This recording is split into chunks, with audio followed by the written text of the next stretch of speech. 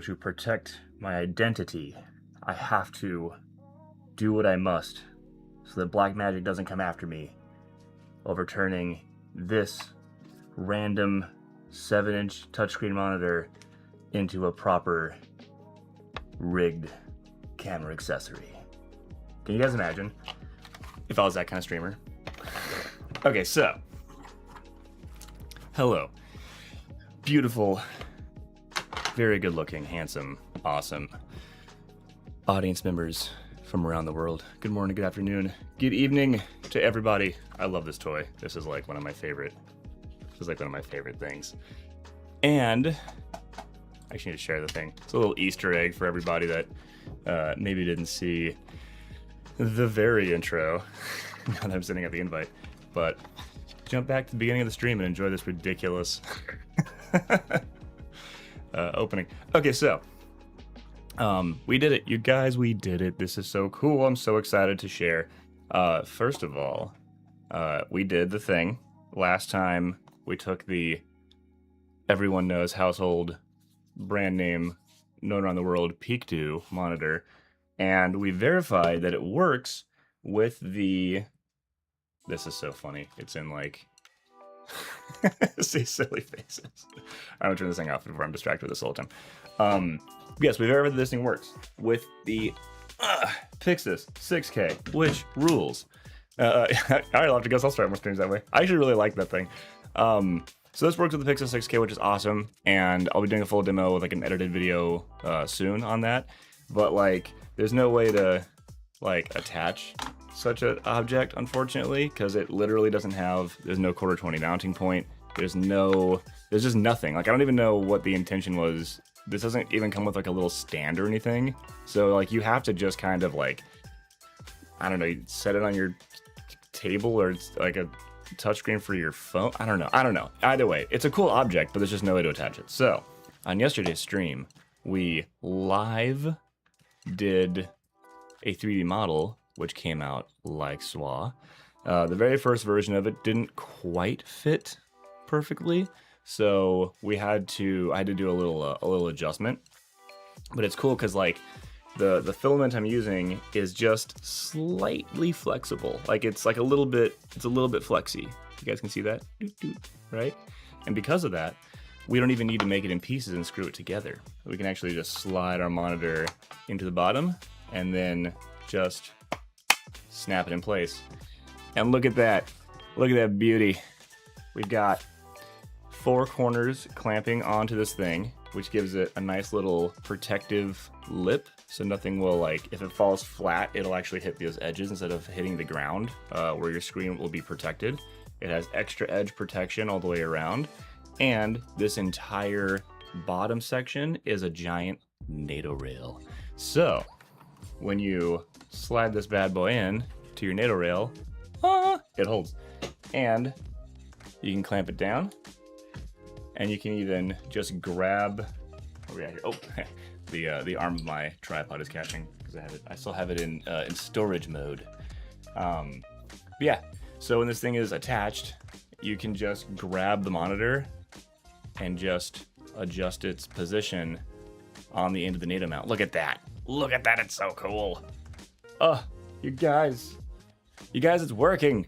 So, and then of course, for anyone who's like, oh no, but my monitor can't be this like cool translucent white. I mean, one, buy whatever filament you want. You know, it's your life. I'm not telling you to live your life to whatever you want. But I did create a second version, shwang, that's all black plastic.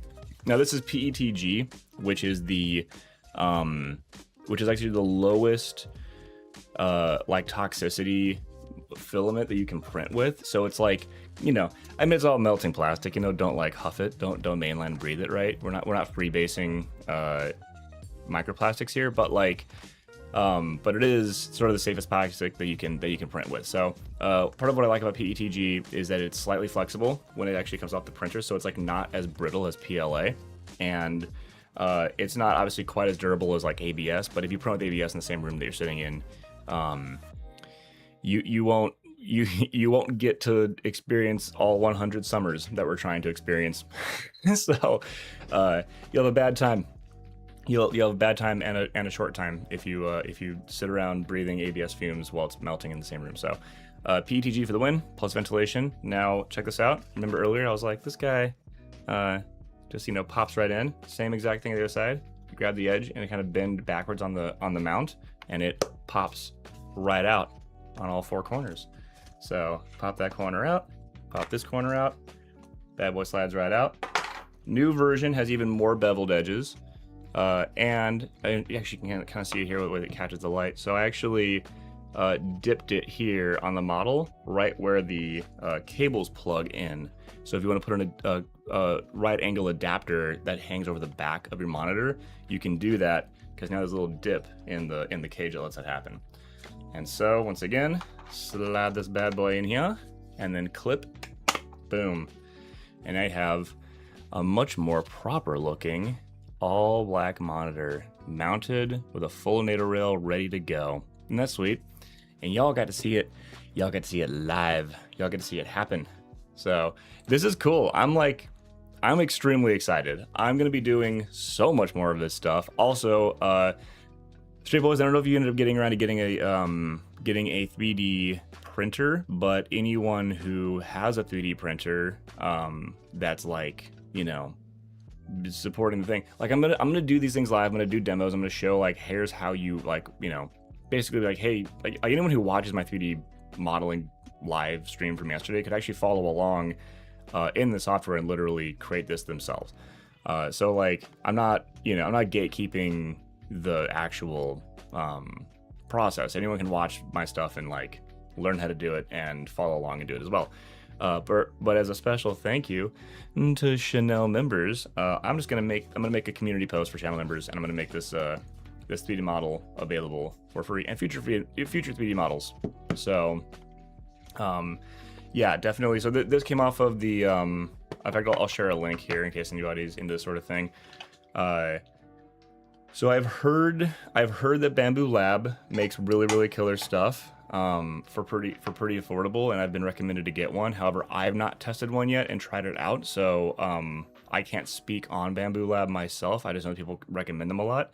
The one that I'm using for these prints that I've been really enjoying working with is the Elegoo Centauri Carbon 2, which I will share a link in the description here, or in the comments as well, so I can I can basically be like, oh, and it's $400 now. Come on, that's such a deal. I'm sorry, I'm like geeked. This is like such a I can't believe how affordable these things have become. Here, let me provide a link. If anyone's gonna do the thing, I wanna I want to provide some value, and if you get the thing through my link, then Amazon won't kick me off of their affiliate program. Okay, so this is the printer for anyone interested. Bam. And then full list of, what are they called? Parts and, oh yeah, I guess filaments, yeah. And such coming in a moment. Not that you guys aren't like watching me live if you're seeing the live chat, but still. I'm actually gonna make one of those little like special, like a single link that will have that printer and the filament I'm using, and also like there's a HEPA filter you can get that actually you can. I'm actually just ordering them now, and then you can attach a HEPA filter to the exhaust port on this thing, so it'll actually help cut down the emissions. In addition to using the low emissions kind of filament.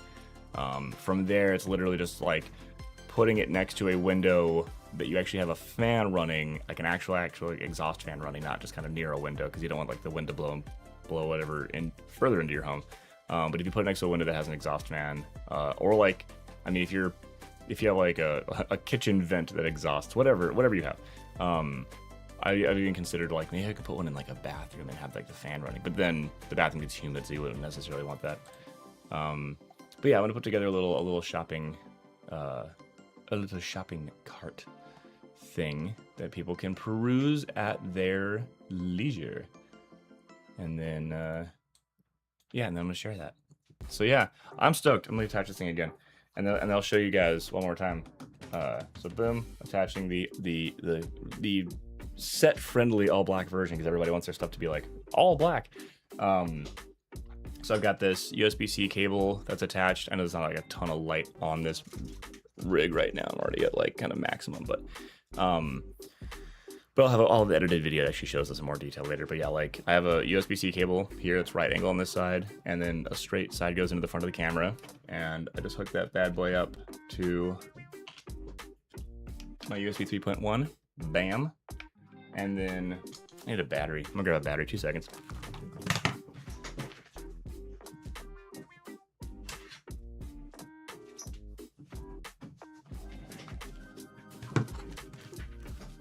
All right, it's very hot where I live, so I'm wearing shorts, everyone. Sorry for the showing a little leg off on stream. All right, so battery on. Sure, switch on. We are. Camera on. Here comes the UI. Peak Dew. I can't get over saying the name of this thing. It's so funny. Cowabunga Creation, hello. I will 3D print a cup holder. I'll 3D print a cup holder that attaches to the camera, in fact. That's a great idea. Everybody, Cowabunga Creation, this dude rules. If you guys don't know him, you should go to his channel. He's amazing. This is the man behind the 3D printed BattleBot project that I was sharing. Y'all, Cowabunga Creation rules. Dude, so good to see you in the chat. This is awesome. I never thought I'd see you in here. This is amazing. You know what, while we're here, dude, yeah, this guy, this is the man, Nathaniel, Mr. Nathaniel Dixon. But check it out, man. We were talking about this stuff. This is my first official 3D printed gizmo. So this monitor is not made for this camera. It's like for other purposes. But I 3D printed a mount that attaches to the NATO rail. So now we have this great 7-inch touchscreen, which doesn't exist, and I can get access to all the settings and swiping and to the menus and things. So I have a 7-inch spectacular touchscreen. So yeah, I'm so pumped. Yeah, so full video coming for sure soon. But yeah, proof and verification. Picture didn't happen. Double cup holders. We're putting a cup holder in everything for sure. But yeah, so like, yeah, and that's true. Yeah, cameo tomorrow, everyone. Seriously, in fact, like double, triple, quadruple reminder, everyone. Yeah, tomorrow the thing I keep teasing goes live. So anyone that wants to know what the heck I keep secretly referring to, like subscribe to Cowabunga Creation and watch for tomorrow's video drop, because it's going to be sweet, and it's going to be something we're all going to be pretty involved in for like a number of weeks, plural. I'm so excited. This is fantastic. A cup holder for a cup holder? Oh, that's a brilliant idea. You know how people do those, there's like the little tiny hand that you put on the end of your fingertip, and then people have gotten like little tinier hands that go on the tips of those fingers, and they'll make like a little tree. We should do that but with cup holders. Like a cup holder that attaches to something, and then like a cup holder that has a special rimmed edge that hooks onto that cup holder, and then just smaller and smaller cup holders. Prusa, KB, Autodesk, hint, hint, nudge, nudge. A cup holder Matryoshka. Yeah, exactly. I'm sure I just butchered that. Matryoshka? There's a resident expert on this who could tell me, who could verify that. But yeah, this is fantastic news. Oh, I'm so stoked, you guys. I'm so stoked. But yeah, so this monitor mount slaps, as the kids say, and I'm so stoked. I feel like I need to put it back in the white one so it's like clearer in the video for anyone who like pops into the stream midstream. They'll be, so they're not just like, what am I even looking at? I thought we were talking about a thing here. I'm actually gonna do that now. Which is an opportunity to even show off once again just how easy it is to pop this out. Like when you want to pop it out, you can pop it out. If you don't want to pop it out, it stays in and holds nice and tight. I'll tell you what, it's hard to figure out. I mean, having things like 1/4, 20, and 3/8 inch screw threads is like a whole freaking thing. Print that with some filament that has metal in it. Straight poison. Tell me more. Does that exist? Because I know there are filaments that have like carbon fiber infuse, which would be super cool. And then, but I'm also like trying not to see. I have an ongoing project. Call it a personal project where I'm trying to not poison myself in this room. Magnetite filament. You know what? Cowboy Creation would absolutely know. Yeah, as much the stuff as I'm getting into and whatnot, like core, pun intended, information about 3D printing and different filaments and things, like Cowboy Creation, he knows. He's the expert for sure. I'm over here like starting like non-toxic, the least toxic filament possible. But there is a distinct possibility. I might be jinxing this by saying it out loud on the stream. And since I'm, the most famous streamer in the world, and every single person is going to see this, I'm sure I'll totally get in trouble for it. But the studio that I'm looking at, that I'm currently discussing helping set up and build, that's going to be like a pretty freaking cool, like proper studio environment. That may be a place where a lot of my bigger production equipment is probably gonna like just live there anyway, because I like to supplement client stuff with my own gear and have like a little footprint around places. But I think I'm gonna figure out where to have a 3D printer running in there. So because like every film set, every film production studio, like that's a dedicated space, should have a 3D printer. There's no reason, like you guys watch me in real time, first. Watch me actually not know Fusion, which I need to watch some tutorials and properly learn, and then like using very rudimentary settings in a rudimentary software like SketchUp, just like in like a couple of hours, just take some measurements and knock out a 3D model that totally works, that bridges the gap between things that weren't designed to go together. So yeah, it's like the thought of having a physical like film studio and not having a 3D printer so you can create your own solutions and things is just absolutely crazy.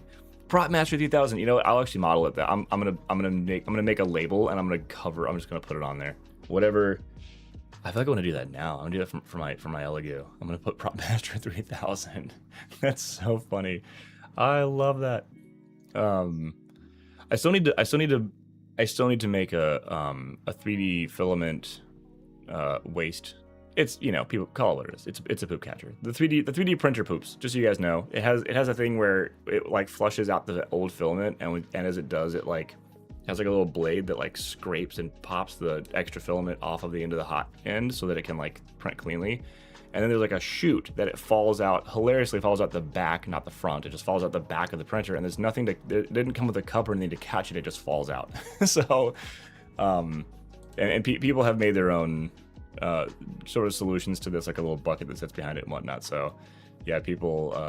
So one of the first things you need to do is 3D print a HEPA filter holder in case the HEPA filters that show up don't fit perfectly, or if there's not a way to clearly attach it. And then I need to 3D print a poop catcher for my 3D printer, and then I'll make those available as well. So the Chanel members. Actually, while I'm talking, before I forget, because I will, as you guys know. Without a nudge and a reminder, sometimes I forget things. But while we're here, because we're vibing anyway, I'm gonna go ahead and make that. I'm gonna make that community post now for anyone who wants that file, because I think it's worth just having it and showing it. Anybody who wants that stuff should get it. Where am I doing this? I'm doing Google Drive links. That's what I'm doing. Gonna set it up. Also, how's the? Yeah, so 3D printer poop and extra like prints and things. So there are recycling programs that take filament specifically, and many filaments are officially labeled as recyclable. So like which makes sense. Like it's plastic that melts and then lays down. In theory, you can remelt it. There's no reason why these wouldn't be recyclable. So. However, the like general municipality default systems, they claim to not have a system to like an official place to put those things somewhere. And then like it's tough, man, because if you go down a rabbit hole of this, like, you end up learning just how much stuff that you send to recycling that doesn't get recycled. That yeah, it's like it's kind of a bummer if you dig into like what actually happens to your recycling when you send it places. So like, yes, it is recyclable. That is a fact. There are some companies that do dedicated recycling for 3D printer filament. That is also a fact. So it's not like you're putting something in the trash, or sorry, not the trash. It's not like putting something in the recycle bin that can't be recycled. It's just a question of whether or not your local recycling facilities actually take that and send it to the proper place, or if they just send it to the landfill. Apparently, a lot of stuff we do recycle just goes to landfill anyway. So to me, if I hit a point that I'm producing like tremendous amounts of 3D printer filament waste, I will actually go ahead and get into like finding a proper, you know, if I like build a business around 3D printing and I'm making like tons and tons of kilograms of 3D, hey, what's up, Arnold? 3D printing waste, then I will obviously like I'll just pay for a service to specifically recycle that stuff in particular. But I think that the least we can do, so we're not not being monsters on our end, is like tap into the systems that exist. We know there's recyclable material. I feel like if you put it in the recycle bin, worst case scenario, at least it kind of forces the powers that be to be like, oh, we need to make a system for this and send this stuff to the proper place. So better than nothing. Don't throw it in the trash. At least put it in the recycle bin. If you are concerned, I mean, reach out to your local recycling place and be like, hey, do you guys have a system for this? If you want to be like extremely environmentally conscious, then definitely like look into places that take 3D printing filament to recycle it. So the answer is like, yes, I recycle my 3D printing. But sometimes I will put it in the recycle bin and be like, I hope that they are taking note of this and like put a system into place. Because like, again, as consumers, all we can do is put the things we know that are recyclable into the recycle bin, and then hopefully the system works and the powers that be actually do recycle the things the way they're supposed to. So I did look into this, I don't know, originally I was like, oh, I want to just verify that I can recycle this, and then I was like, it's recyclable, cool, and then I dug deeper and I was like, oh, now I'm sad. there's a lot more layers to it, and I don't know, unless you want to bum yourself out, don't go down the rabbit hole. Yeah, bare minimum, believe that the people who are running the thing and doing recycling are trying to at least make the systems work better all the time, and then send it where it needs to go. So yeah, good to see you, Arnold. I don't know if you saw, but this mount here is attached to the 7-inch monitor that was not designed for this camera in particular, and it totally works. I have it on. I think it's off right now. I'm gonna turn the camera back on and reconnect my cable so I can. Also, I love that the filament, like, it's stiff enough. Yeah, the recycling iceberg does go deep. It's thick enough that you can just grab the monitor and like adjust the thing, which is funny because there are monitors, like I have these super cheap Fill World monitors that the plastic it's actually officially manufactured with is so thin, and then it has a metal mount for the quarter 20 screw thread. But because the plastic itself is so thin, if you tried to do this and actually adjust like a stiff monitor mount by grabbing the monitor, the whole bottom of the monitor flexes and feels like the plastic's gonna break. So like, ironically, this is a 3D printed cage, but it actually has more of the right kind of flex, or like less of the wrong kind of flex, that allows you to do this better than a quarter 20 screw thread in a more cheaply made monitor housing, if that makes sense. So yeah, it's just kind of funny that I'm like, wow, this actually feels better to use than a monitor that I have that has a quarter 20 thread inside of like actually cheaper plastic. So but all that being said, get this bad boy plugged back in, and I'll show this off to Arnold.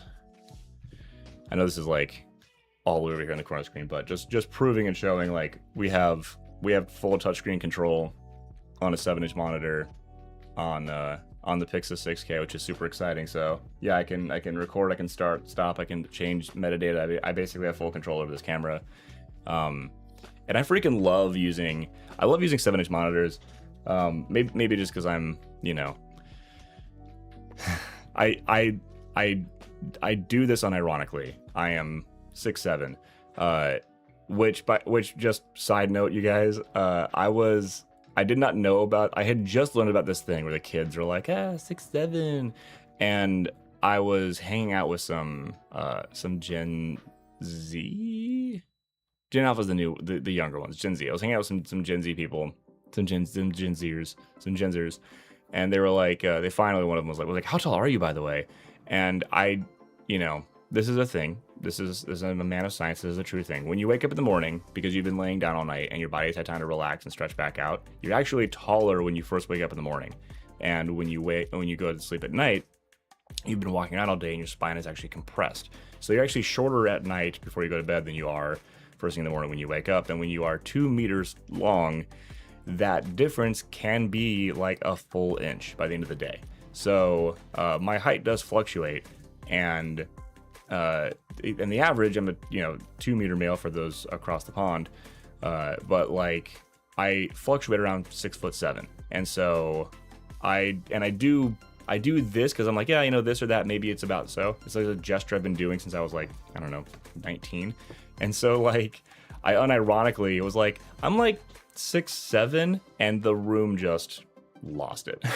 so yeah, whenever someone's like, how tall are you, I'm either just like 6'7", or I'm like 6'7", and people just lose their mind. The monitor is, I'll link it for you guys as well. Boom. I hope actually they don't stop. It's like a super Chinese brand, so I actually really hope they don't stop making it. I'm sure they won't. Oh, it's no longer Prime. Oh god, that freaks me out. Sorry, I'm like, well, whatever. I'll share the link that I took. So this is the monitor. It is the Peak Dew 10-inch. Whoa. Peak Dew 7-inch 1080p monitor. Speaking of 10-inch though, so one of the reasons I really loved the original Ursa elephant of a camera, it was way too big and clunky to try to work with, but the 10-inch built-in flip-out monitor on that camera was so luxe to work with. And like, if this 7-inch monitor works, I don't see why like a 10-inch or a 15-inch or a 17-inch touchscreen monitor that takes the real trick is it has to have it has to be a monitor that takes video feed over USB-C, and it has to have a touchscreen functionality.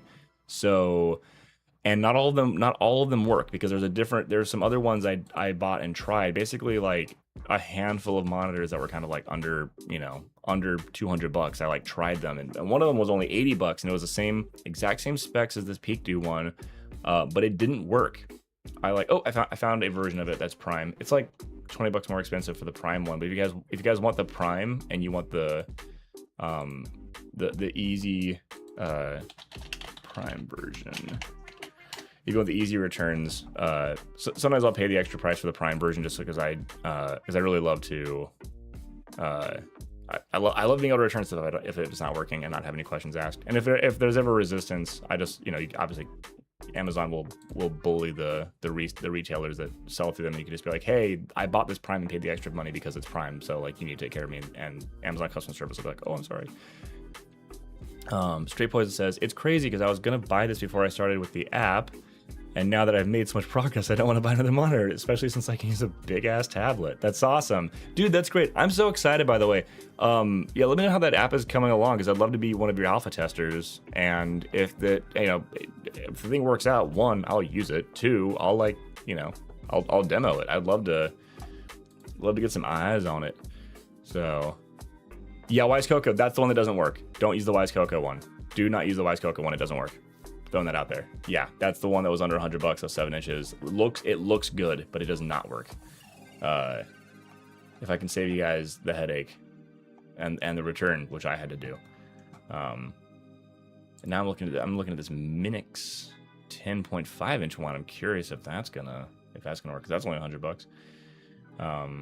Touchscreen. But yeah, it'd be cool to have a 10-inch touchscreen monitor. I'm like, how big can it get before it becomes way too awkward and people are like, why? But like, that's how the that's how the Blackmagic Studio cameras work. It's basically like, you know, it's a Pocket 6K sensor or a Micro Four Thirds 4K sensor that's on the front of basically like a 7 or 10 inch like tablet size monitor, and then you just like attach it to a rig and use it. So like, why not, right? And like, this rig's getting a little tall, which is fine for me because at my height, I never go shoulder mounted anyway, because it's like pointing down to the ground when I try to film people. So I have to chest cradle everything anyway. I'm like chest cradling, or I'm like, you know, like belly bracing. And so I don't mind the monitor's like substantially above where the lens is, because that's better for my eye line. But yeah, depending on a number of factors, I may want it a little lower. But what's cool is like if I take the top handle off my camera here and I attach this NATO rail mount directly to the top of the cage, I can have the 7-inch monitor just directly on top, which is cool. It actually feels kind of nice doing that. I was using the I don't know where it is right now. It's not near me. Well, whatever. There was a tablet mount I showed you guys before that was like a clamp tablet mount that has a bunch of quarter 20 and 3/8 inch screw thread mounting ports on it, and that thing worked. It clamped, it held the thing, but it was like it's like this monitor is so incredibly lightweight that it really feels like you've got like that other mount feels super clunky and heavy compared to it. And it's just like, why am I doing this? So, what up, Ankit? How's it going? Ankit, if you missed it, you should jump to the beginning and see my super sick-ass intro. It was extremely cool. Thank you, Straight Poison. I appreciate that. Yeah, extremely clean setup. I take rigging really seriously. I feel like I'm not. I make sure I let my co-star get some nice screen time here. The cactus. But yeah, no, I take rigging really seriously, and cable management super important to me. I might even do. I mean, I'm 3D printing them. Why not? I can make a bunch of versions for myself. But like, I don't know if this will be like a universal option or not. But I'm thinking I might make a version that has like a built-in cable hook here and here, and the yeah, so the cable can like run through it and do the whole thing. But yeah, so heck yeah, Ankit, sweet. It'll be a nice little Easter egg waiting for you. But yeah, so but this thing rules. So Ankit, for you, because you just showed up, I'm gonna give you the rundown also real quick here. So this thing, I guess while it's still attached, I'll show this thing working for you. So we're on the Pixis 6K right now. We're on a right angle to straight USB-C to C cable. The camera is on. And we have full touchscreen control with access to all the record settings and everything along here. So it acts exactly the same as the 5-inch official Blackmagic monitor, but this one is 7 inches. It's super lightweight, and yeah, it gives power, HD video, and touchscreen control all over a single USB-C connector. And what I'm super proud of, because you were there, man. You saw yesterday while I was building this live in the 3D modeling software. The entire bottom edge of this is a NATO rail, so this can just attach directly to whatever NATO rail monitor runs. So I was able to skip having to figure out how to make a good quarter 20 screw thread, or just making like an inset cylinder that you would like force screw into, which you can do. But then like that doesn't take screwing and unscrewing a bunch of times very well. So what I would do if I were gonna do something like that and didn't want to use the NATO rail, is I would have actually inset holes that were a little bit thinner than a quarter 20 or 3/8 inch, and then I would have force screwed in either like a hawk lock or probably a mini lock, and then like let that be the thing that stays permanently attached, and then I would use that to quick attach and quick disconnect. So yeah, basically like the NATO rail can handle being clamped and rerun several times, but I wouldn't like screw and unscrew and rethread a bunch of times. So the fact that we have NATO rail as a standard, I'm like, wow, I can actually skip quite a bit of headache, which is super exciting. So anyway, because the 3D printing material I'm using is PETG, which is it's durable, but it's also like a little bit of flexible, so it has flexibility. So it has a little bit of like impact resistance.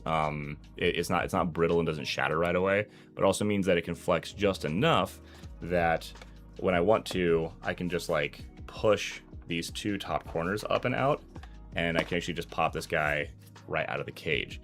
In addition, I went ahead and made a super sleek black version that also has a little dip right here, which is where the USB-C connectors go in.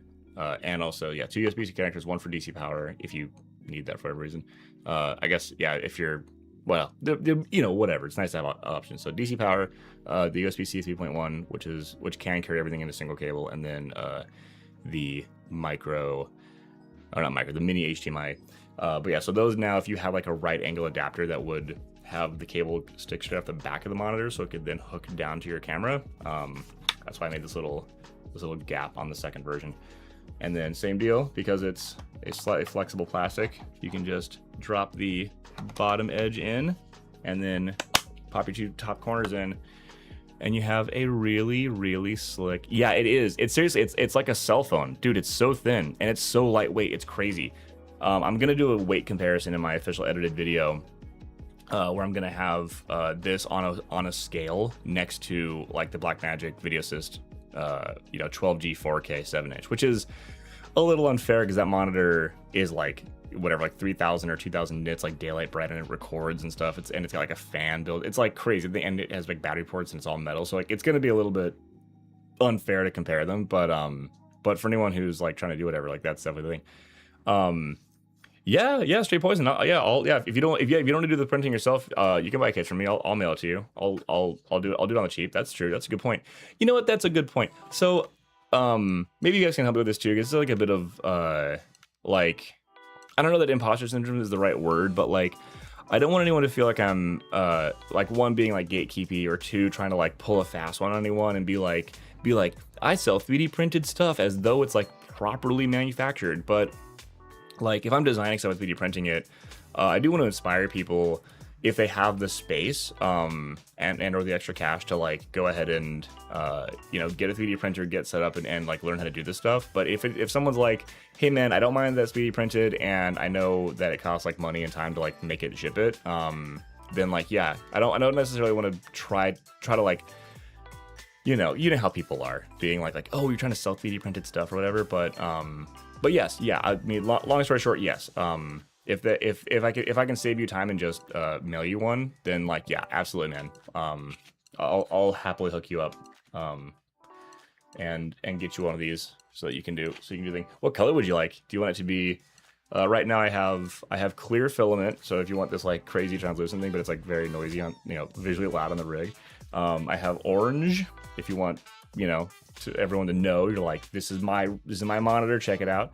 I also have gray, so if you're rocking something like the gunmetal gray, caging and stuff for whatever, whether it's Tilta, I think Tilta has some great stuff, or obviously Connor Blue's classic gray. I also have black filament right now, so those are the 4 colors I have at the moment: is clear, gray, black, and orange. So, but yeah, man, yeah, we're in the Discord, right? We'll definitely shoot me a message after, and I'll let's line one of these up, because I'd be more than happy to. More than happy to hook you up with one of these sweet cages. But yeah, so there it is. And I guess the other thing, the last piece of showcasing this, which I'm sure I'll showcase this a bunch of times as people pop in and are like, hey, what's up?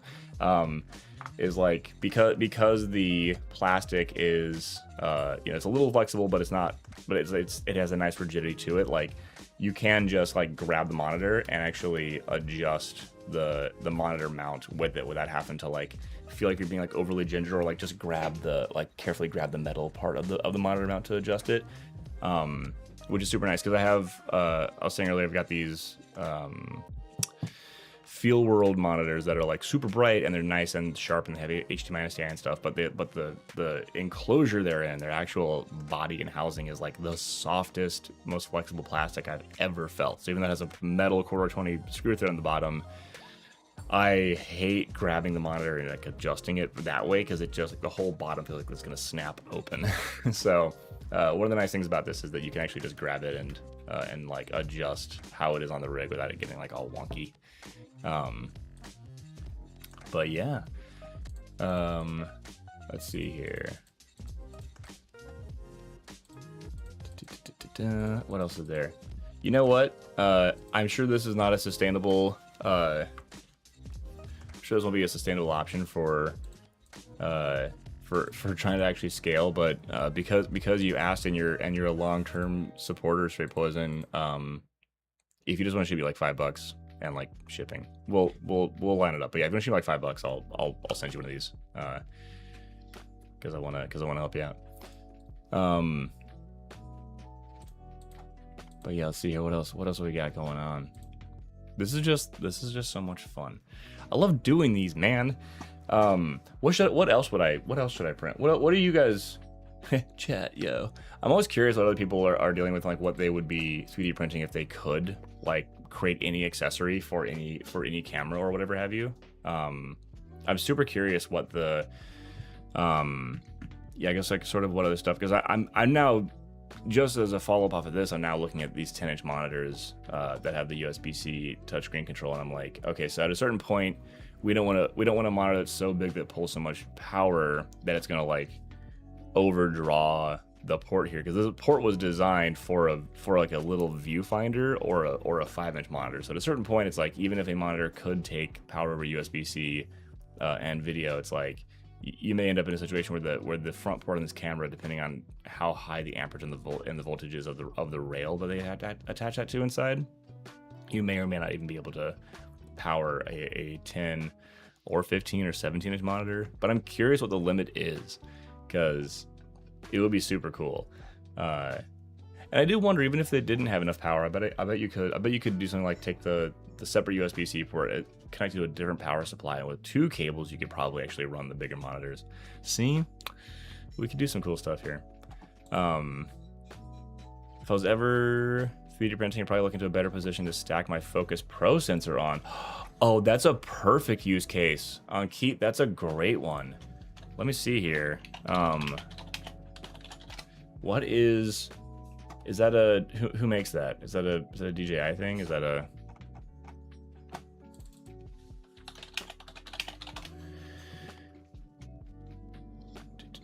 or is it who makes that? Who is that? Who is that by? Oh, it looks like a DJI. Yeah, DJI Focus Pro. Yeah. See, that's great. 3D printing a custom coupler that fits either your specific rig or specific monitor or whatever, to put that that sensor somewhere. That's a really good idea. Yeah. And small, tiny, lightweight things like that, you could definitely I don't have one in front of me right now, but like same thing with things like the Denicky JB1, right? Is an example of a tiny little JB1. I just botched spelling Denicky on Amazon. But yeah, like the timecode generator boxes, right? Like there are cages for like Tentacle Sync is super popular. There are cages for the Deity TC1s, which are super popular. Ironically, the Denicky JB1s, which I think even predate the other two, but they're like union level recognition, so a lot of people don't know about it. But things like that, like little timecode generator boxes that don't have a cage, or they're not popular enough, so you'll never see major manufacturers making cages for these specific little like one-off units. While we're talking, I'm gonna put the more visible cage back on this by popping this easily out when you want it to pop out. But yeah, like small lightweight accessories that you would just Velcro to your cage or to your rig. Like if it could be held by Velcro, it would be even better if you just pop it in like a little 3D printed housing and then attach it like via a quick release or a NATO rail, for example. So yeah, I definitely think that having the ability to print a little custom pop-in cage is where it's at for being able to do this kind of stuff. Yeah, I highly recommend. That's a really good one. And honestly, the Focus Pro is popular. I might do that, you guys. I might make a Focus Pro. I need one though. Maybe I can get DJ to send me one, and then I'll 3D print a special cage for it that lets you just like clamp on and then swing it around wherever you want. It'd be sweet. Ankit says the current options are too high up, too finicky. There is the lens cuff right now, which continues to unbuckle a lot. Lame. Condor Purple continues to be out of stock. I know it's a #1 problem with Condor is that they're perpetually out of stock. The #1 problem with the actual core element of what the business is designed to do, which is make cages and accessories that are supposed to be high quality and affordable and into the hands of people. The #1 problem they have with that is that they're constantly out of stock, which is funny because actually, yeah, I mean, even a good problem to have, as they say, right? But it is frustrating when you're like, I'm trying to, stick within a style, a brand, an ecosystem, and you're like, I can't even do that. The Focus Pro is insane. In love with the setup. I keep wanting to try it out because it basically makes like any lens in an autofocus lens, right? I mean, it's the whole point of the LiDAR system is that you can attach it to any cinema lens, any rig with a cinema actual cine lens on, and then you just suddenly have like real grown up autofocus. And of course, I love the thought of having like a Cook S lens or a Master Prime attached to the to like a $50,000 like Alexa Mini, and just being like, check out this super cool tool, and then like the autofocus motor runs and the LiDAR system is working, and then like in the comments someone's like, welcome to Sony 15 years ago. You just now got autofocus? Jeez. Super lame. Christopher Nolan. I've been on a budget, so I was looking at something called PD Movie. Okay, so PD Movie, I've worked with a few PD Movie products over the years, and I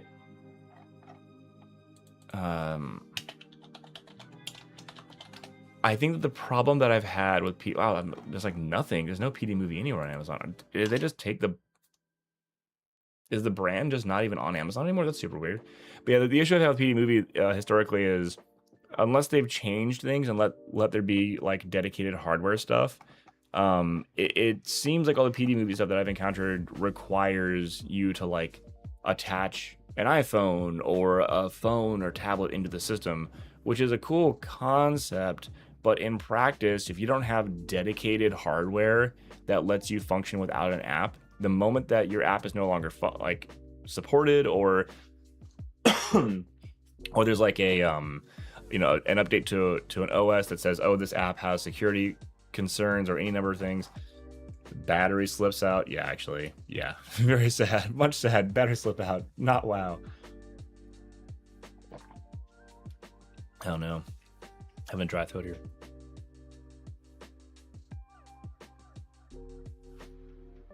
Okay, we're good. People probably, it's like, I have less of that happen now because I live in a really humid environment. Not to dox myself, but I live in a more humid place than I used to. And I have less of that happen now, but I get this crazy dry throat thing. Coffee's probably not helping for the actual hydration. How about water, the most adult beverage? But yeah, people probably hear me coughing on stream and they're like, oh, it's like a 420 stream. But yeah, there are so many things, chat. There are so many things I want to do. A million billion things. There aren't enough hours in the day. There aren't enough days in the week. There aren't enough weeks in the year, enough years in the life span. So we've got 3D printed accessories, which are so cool. I'm totally doing this. We also have like all of the cheapest L mount lenses in the world I want to get a hold of and test and show, one, if the autofocus even works, even though I'm trying not to be the autofocus guy. but it's like an untapped, like it's bright, it's like new. Like L-mount is recent, and the L-mount Alliance opening up to everybody, is exciting and new. So I do want to kind of be helpful for people who want to use direct L-mount lenses and stuff. And I also really like the idea of being like, here's a super janky $100 L-mount lens, and we're gonna make it look awesome today, because if you know what you're doing with lighting, you can make things look awesome. And you know, I'm gonna read your comments in 2 seconds, Lucky. I'm having one of those like ADHD moments from Mike, I think. Whatever, it's gone. I'll just read it. Used wireless follow focus called PD Movie Air. I think that's the one that I had that I really didn't like, that required, which somehow was also branded ICANN. That's so funny. The batteries refused to say into the slot because they had this stupid tech where the battery was easy to slip in and out. Thus, it kept slipping out and never stayed in. I know. That's the worst. Batteries that just slip out is so aggravating. Because, they're like, oh, look how easy it is to swap. And you're like, but what if I want it to stay in? You know what would have been great for that, Ankit? A 3D printed cap or a thing that kind of keeps that snug. That would have been sweet. You know what else I'm done doing? I'm done buying body caps. I'm done buying body caps for my cameras when I lose them, or when renters lose them and bring the camera back with the lens attached and the body cap is gone. I'm just going to start 3D printing body caps and mirror caps. So that'll be fun. I'm also going to, I'm going to 3D print like Bowen, because a 10-inch cube is enough space to 3D print like a Bowen's mount, like dome diffuser of because I have this, since I have this cool like translucent, it's attached right now. It's cool translucent material. I wonder if I can show that off with like a flashlight. I know you guys believe me, but you know, for the haters and naysayers out there, let there be no. See, swing, science fiction, printing with clear materials. Yeah, that's actually pretty cool looking. Ooh, that's good for a sci-fi prop. I'm gonna do that. But yeah, like since I have this translucent material, I can actually 3D print light modifiers. How cool would that be? Like a custom diffusion, and depending how thick it is and how much infill, I can have more or less diffusion. Yeah, and that's the thing, man. Is like I also kind of want to do a like a ship of Theseus. I have this. I was first thinking about doing this with a Nerf gun that I have, but I think I might even do it with one of my camera bodies. Like where I'm like, okay, back plate, take it off. Like 3D model a new back plate and then attach it, and then be like, now I have like I just piece by piece everything that isn't like the actual hardware for the boards and stuff, obviously, but like everything that's like enclosure stuff, just 3D print pieces until the entire camera build out is 3D printed, and just be like, camera ship of Theseus. That'd be super fun. Also, like I'm 3D printing. I'm 3D printing everything here, man. I have, it's so wild once you start getting into the rabbit hole of it and like learning a little bit of 3D modeling. This feels like the physical world version of like learning code. Like if you learn how to do like coding, then you can make software that does anything and solves any problem. When you learn 3D printing and you have filament, you're like, man, I really wish I had, right next to my front door, I wish I could just put my sunglasses right here, and you can like try to put a nail under the wall and like hook your sunglasses on. But then nails can fall out, whatever. There's all sorts of reasons why like just a random nail in a wall is like not great. But then I was like, I have this like 5-inch gap between my front door and like the window, so I like 3D printed this like 3-slot thing that almost looks like a mail organizer, but they're sunglass sized, and so I just tossed 3 sunglasses in. So at the front door now, just easy grab, shoop, and I didn't have to like go to the store and find one that fit that very specific gap between those spaces. Because you can get sunglass holders, but maybe they're like 6 or 7 inches wide, and it's like a little shelf to put your sunglasses on horizontally, and that's not going to fit in my 5-inch gap. So just make your own. So I'm looking at doing that. I'm doing it already here. I'm literally 3D printing everything to fix and renovate my apartment. But my house, my studio, my office, and yeah. Oh, I would love to redo my anamorphic DIY better than chunky Rapid Tech FMJ setup. What's that? Rapid Tech FMJ. I love how much I learned from you guys in the comments. Do.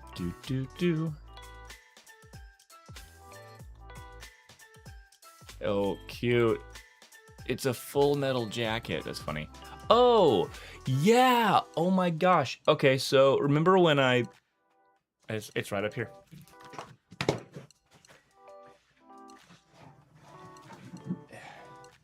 You guys remember this? You guys remember this? We had a whole episode about my random anamorphic adapters obsession. Look at that. Anamorphic. So I have this anamorphic projector lens, which could be turned into a taking lens for sure. And if I did that, then yeah, I could actually, just like this FMJ thing. I mean, I could 3D print a set of sleeves that then terminates in a way to attach it to the front of your camera. Yeah, that's a good idea too. That would be sweet. Also, you know, in terms of 3D printed cages and things, I feel like these ones are like pretty slim for what they are. Yeah, anamorphic projection lenses. Let's go. This one's so big and clunky. This is the Bausch & Lomb CinemaScope. I love this thing. But yeah, that'd be a fun project too. There's just, like I said, there's so many fun projects, and there just aren't enough hours in the day. And I'm gonna do so many. I love being here and doing these live streams with you guys, because we're just vibing and chatting, and like it's such a YouTube being not primarily a live stream platform, but the fact that the live streams live forever is so cool, because I get to just like do this and chat with you guys and reference this stuff later. But also, and anyone who's like, I wish there was more Clifton Stommel content, they can hang and they can vibe and they can see what it looked like when we were just hanging out chatting, and you guys talking to me. And I always make sure the live chat replay is on so they can live it. I do need to figure out, now that I'm back to OBS, I gotta figure out how to put the live chat on the screen again, so that people watching on like a TV don't have to like look off of the screen to see what it looked like. But yeah, there are so many videos I'm actually gonna get back into making long form edited stuff and really like tightening up and making it like really nice and high quality for you guys, rather than strictly being about the whatever the like we're only live streaming and we only demo things live. I want to get back into making some edited stuff, because the itch has returned. Oh, that's not how I meant that to sound. The itch to do live streaming, or to do editing, has returned. Not editing, I hate editing, but designing intentional and edited content has returned. I've managed to distract myself, and I'm now going to go back into the undistracted mode and do the thing I was talking about of uploading this 3D model for anyone who wants to download it, and anyone who's a lovely, supporting, very handsome and or beautiful and good looking and intelligent channel supporter gets access to the library of things for free. I need to figure out how to do that too. Make a proper like library of things that have throughout the history of this channel have been made free for channel members, because you can go to the post and like sort by channel members. I think you can do members only, like actually look at just members only posts. Visibility, yeah, okay, cool, yeah. So you can do visibility channel members. Oh wait, no. Oh, I can do that. I don't know if you guys can, but yeah, if I make like an archive of things where it's like, channel members, this is where the archive lives. Go access all the cool free things I've made. That way, anyone who anyone who does want to like pop in, pay for a month, download everything and leave, they're welcome to do that. It's fine.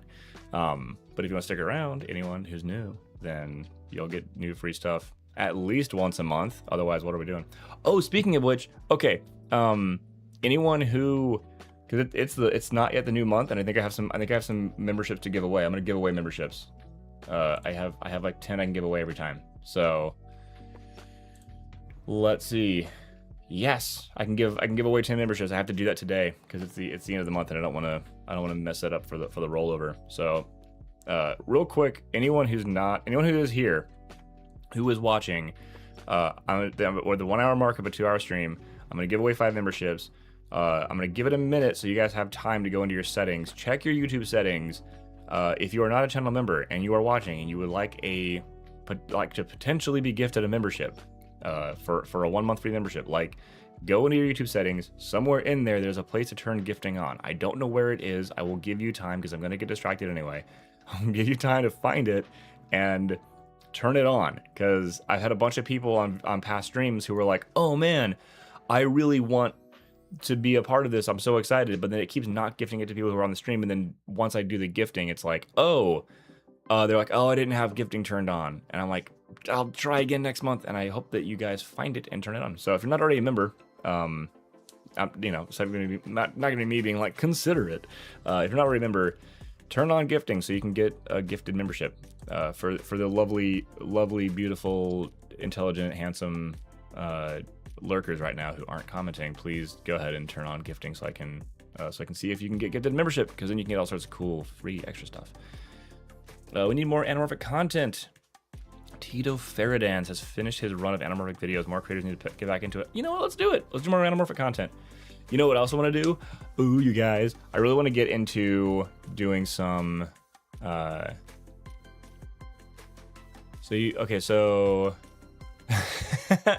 Thank you, Daniel.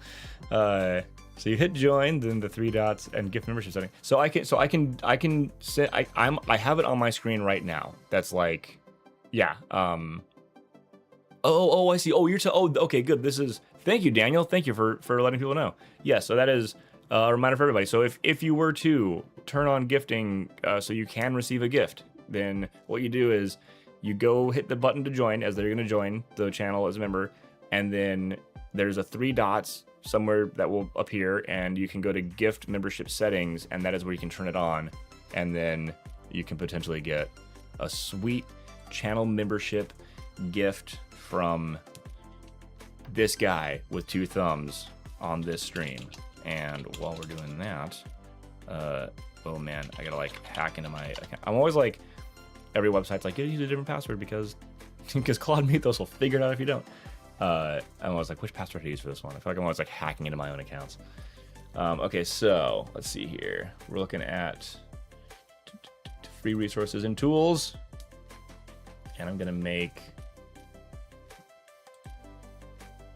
Oh, I'm gonna make one for. Okay, I got it. We're gonna make a new folder, and it's gonna be free stuff for channel members.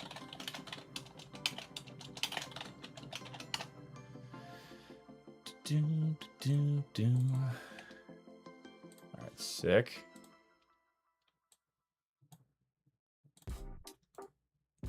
All right, so we're gonna say we're gonna upload the STL for everybody. So yeah, one of the things that I always gray card. Oh, the gray card will come back. You guys rule. I love you guys. The gray card will return. I assure you, it will happen again. And when he does return, it's gonna be such a thing. Also checking in.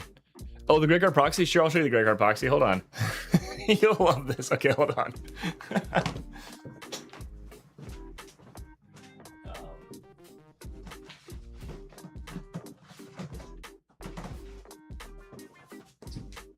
Okay, so I had this gag set up that I never got around to actually doing, so I'll just show it to you here now, because I don't have any B cam set up yet, so I can't show it in the proper way. But I built this in case the gray card doesn't make it back by the time I get a second camera angle going. This is there we go. This is my gray card proxy, you guys. it's a gray card and it has kitty ears and whiskers. So in the off chance that we continue to not have him for quite some time, here's the gray card. In the meantime, actually, it fits kind of nicely over the black part in the background here. But yeah, so here's the gray card proxy. I don't know if this is like a cool and cute thing, or if this is like a, you know, it's like, oh man, he like made a replica out of like, you know, used bubble gum. It's creepy. But yeah, this is our surrogate gray card proxy for now. Here he is. He lives on in spirit. So, also, yeah, did, oh, thank you, yeah, Lofty Coast, no, yeah, we should everyone like the stream. Also, Lofty Coast, this is your reminder. If you have not yet turned on channel member gifting, make sure that it's on. This is it. This is the time. But I'm gonna do that after I finish uploading this file, so I don't forget again. Okay, 3D models. We're going to. I'm gonna upload version 2 and version 3. So that this is version 2 here, which doesn't have the dip cut out of here, and it doesn't have as many beveled edges. So I may yeah, whatever. Basically, this is the version that's like more robust because it has a thicker ridge all the way around. So if you want it to be harder to snap into and be like a harder, more robust surface all the way around, version 2 is that. If you Oh, I can 3D print one. That's a good point. And it's gray. Oh my gosh. Okay, we're gonna 3D print a gray card. That's a really good idea. I can actually 3D print. I can 3D print ears and whiskers and stuff too. But yeah, so version 2 is gonna be like this one where it's like thicker all the way around. It has actually a more rigid. It doesn't have the dip cut out. It doesn't have as many beveled edges. And then version 3 has more beveled edges and the dip. They'll scoop out. So I'm gonna put both of those in this folder. So that you guys can free peek do monitor cage. Yeah. Ba-bam. All right, and I'm gonna make a link to this. I'm gonna make it shareable. Share.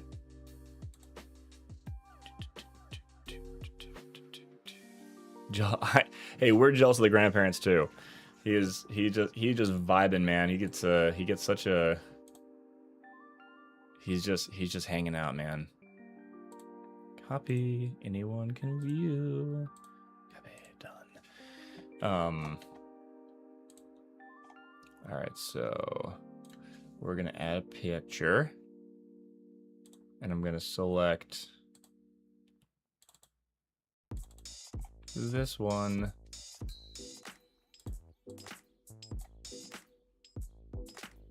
There we go.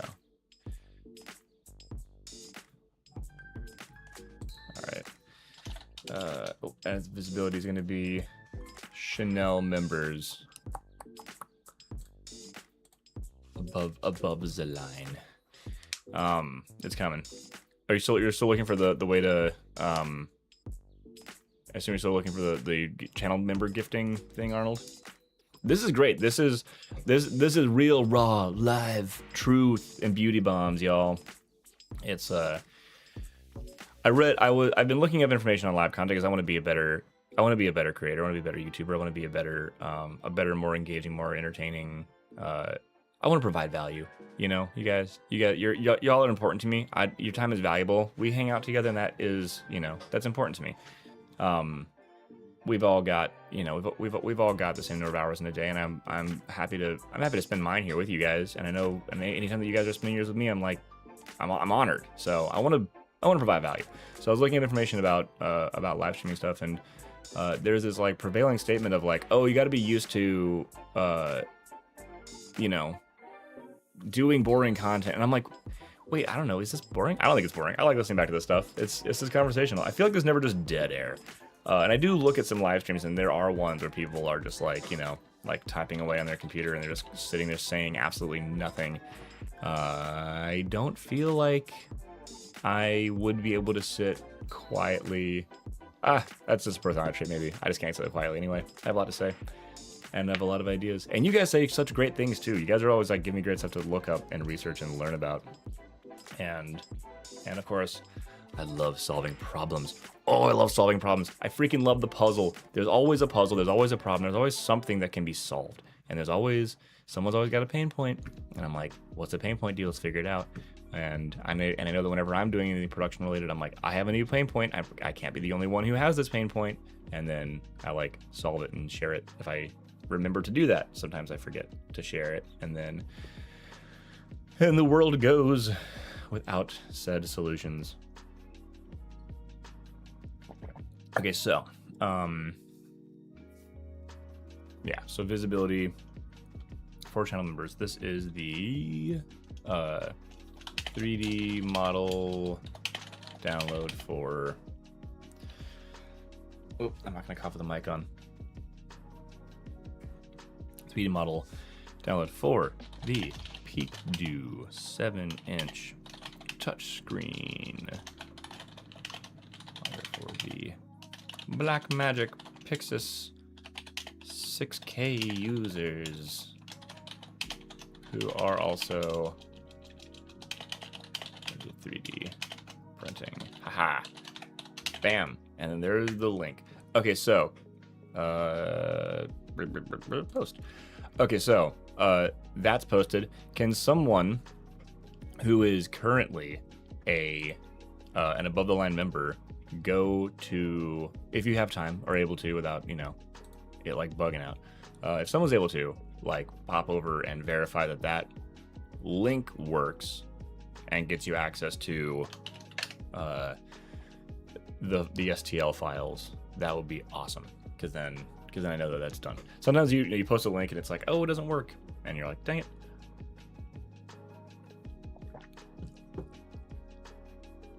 Okay, so I'm going to send the first 5, and then there will be 5 more I'm going to send before the stream is over because I got 10 to send out today. So now I'm going to send the first 5.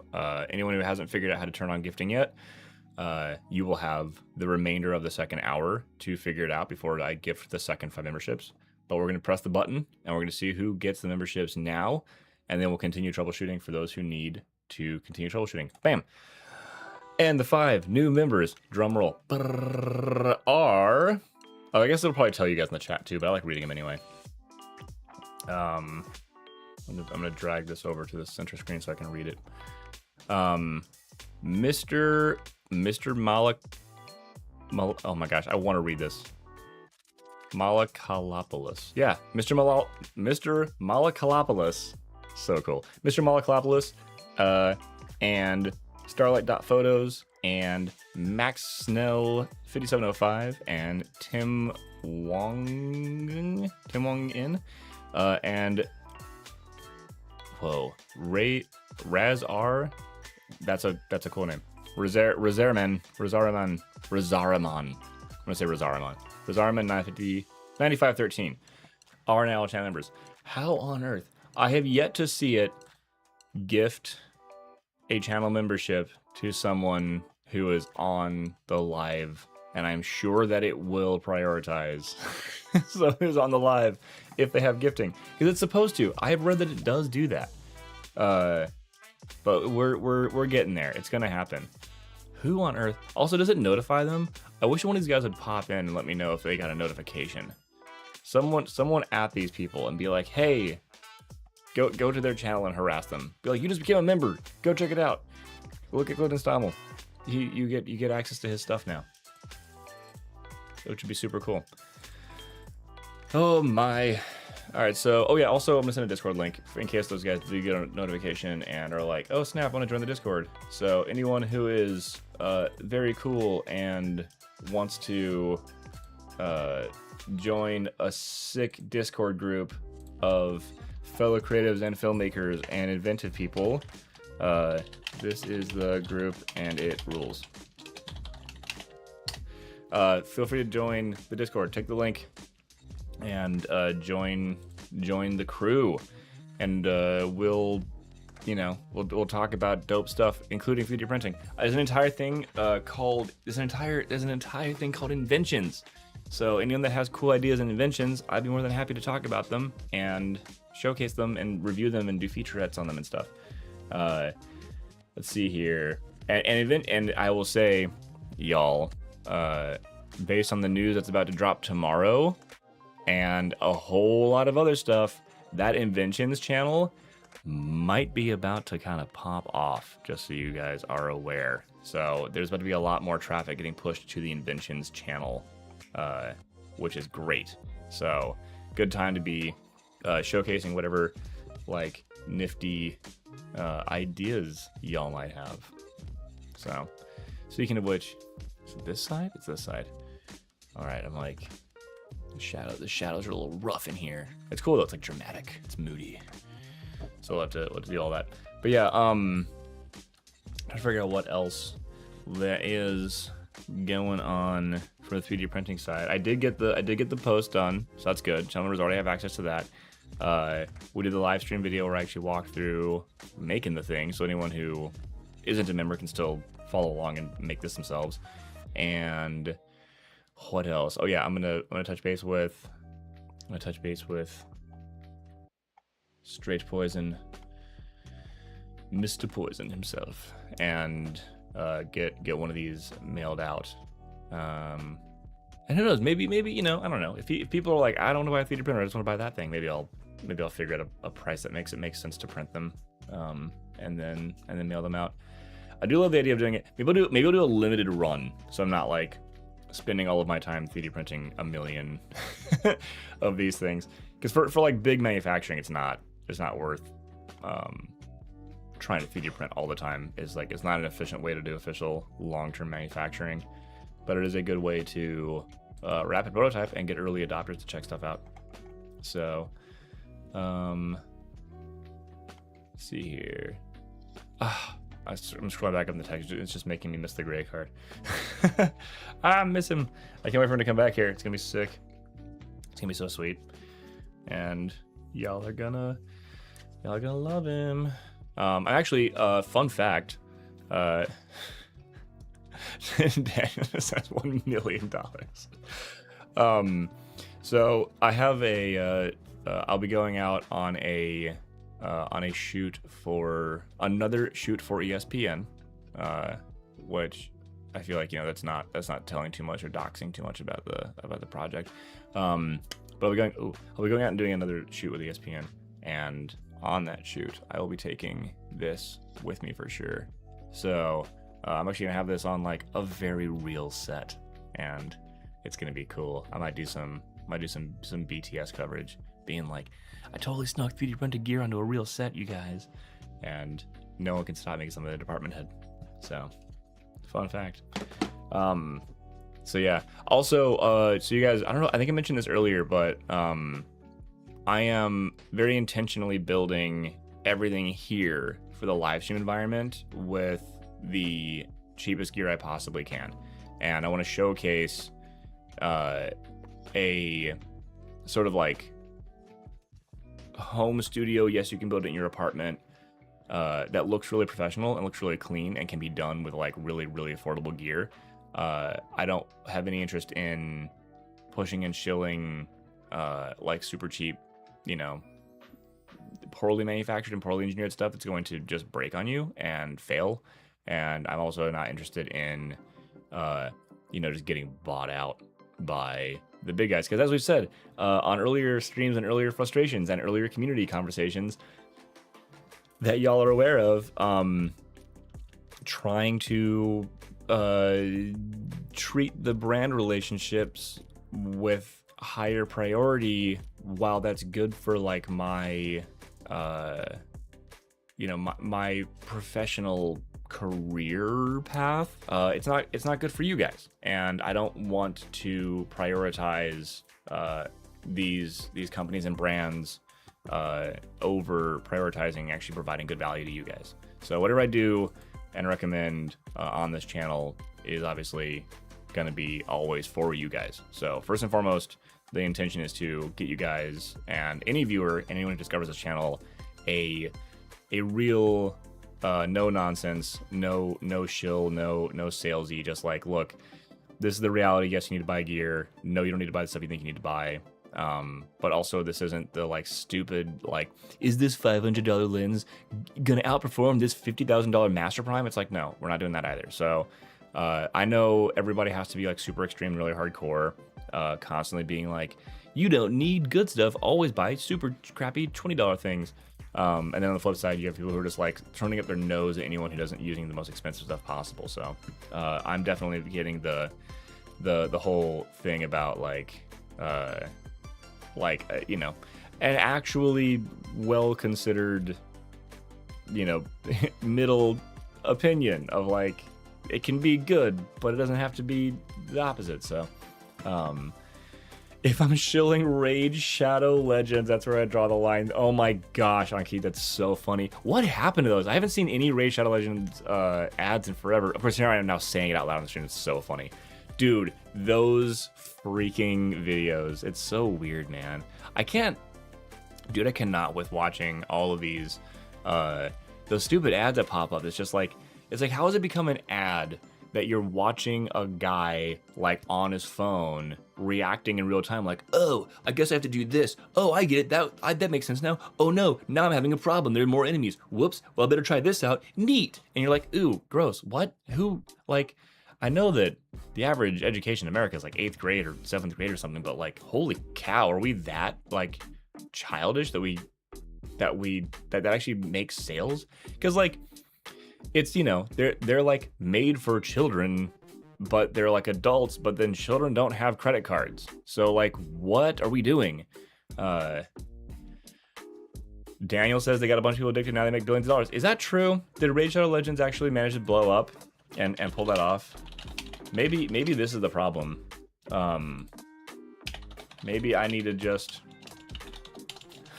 how do I like, oh my god. It made $250,000 in the first half of 2026. That's gross.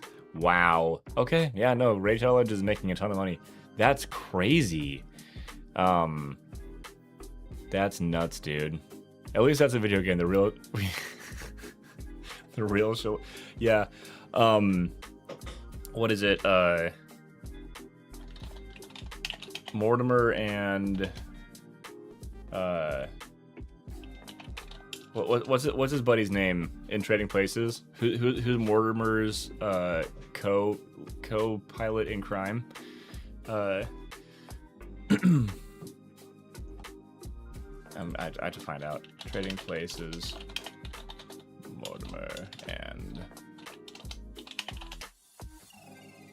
Randolph. That's what it is. Yeah, if I'm like, you guys gotta check out Randolph and Mortimer. Their trading platform is amazing. I would trust them with my stocks any day. Like if I get to the point that I'm like, you guys really need to check out the Duke Brothers trading company, that would probably be a real problem.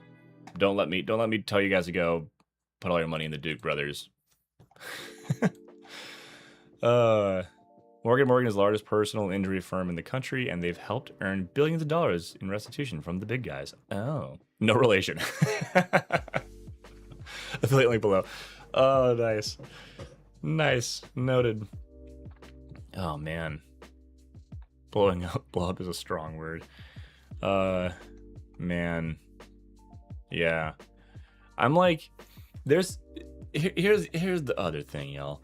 I spent much of the lockdown learning how like stocks actually work and like understanding the movement of things with like calls and puts and like actually like really getting really complex stock moves and things in terms of like how this stuff actually functions.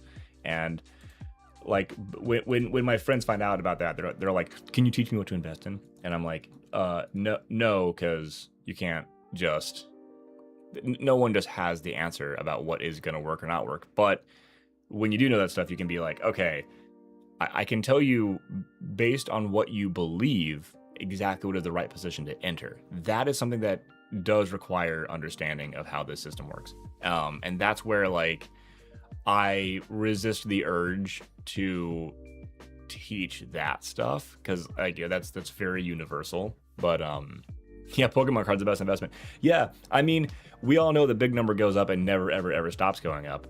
So and anyone, you know, don't let people this is the sarcasm segment, by the way. Don't let people lie to you about tech bubbles popping, because, you know, they all said, oh, the internet bubble popped, but look at us now, we're on the internet, are we not? So, you know, everyone was like, oh, the tech bubble, but then like the technology isn't going anywhere. So, you know, don't let people lie to you that that bubbles pop, because they never pop. They pretend to pop, and then they continue to not pop again forever. So, that being said, Daniel's got the right information here. Pokemon cards. Pokemon cards, the best investment, because they've become super valuable. It means they'll never lose value. Again. Thus concludes the sarcasm section. I hope someone clips that out of context and they're like, he said it.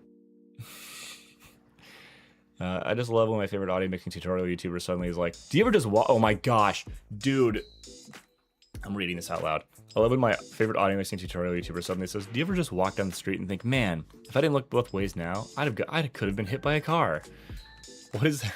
Thankfully, there's Morgan and Morgan. That's so funny. Is this like a real? I have not yet been served a Morgan and Morgan ad. I feel like I need to look some of these up and learn about the Morgan and Morgan ads. Speaking of looking up ads, you guys, can I just? I'm not even gonna ask. I'm just gonna do it, dude. When you're like, I want to see the new Spider-Man trailer, which is an ad, by the way, and you go to watch a Spider-Man trailer. And because it's a monetized video, you must sit through 2 unskippable ads before you can watch the ad you want to watch.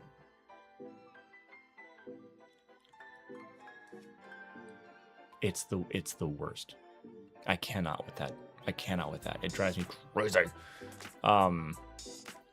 Yeah, the other 10% made so much money.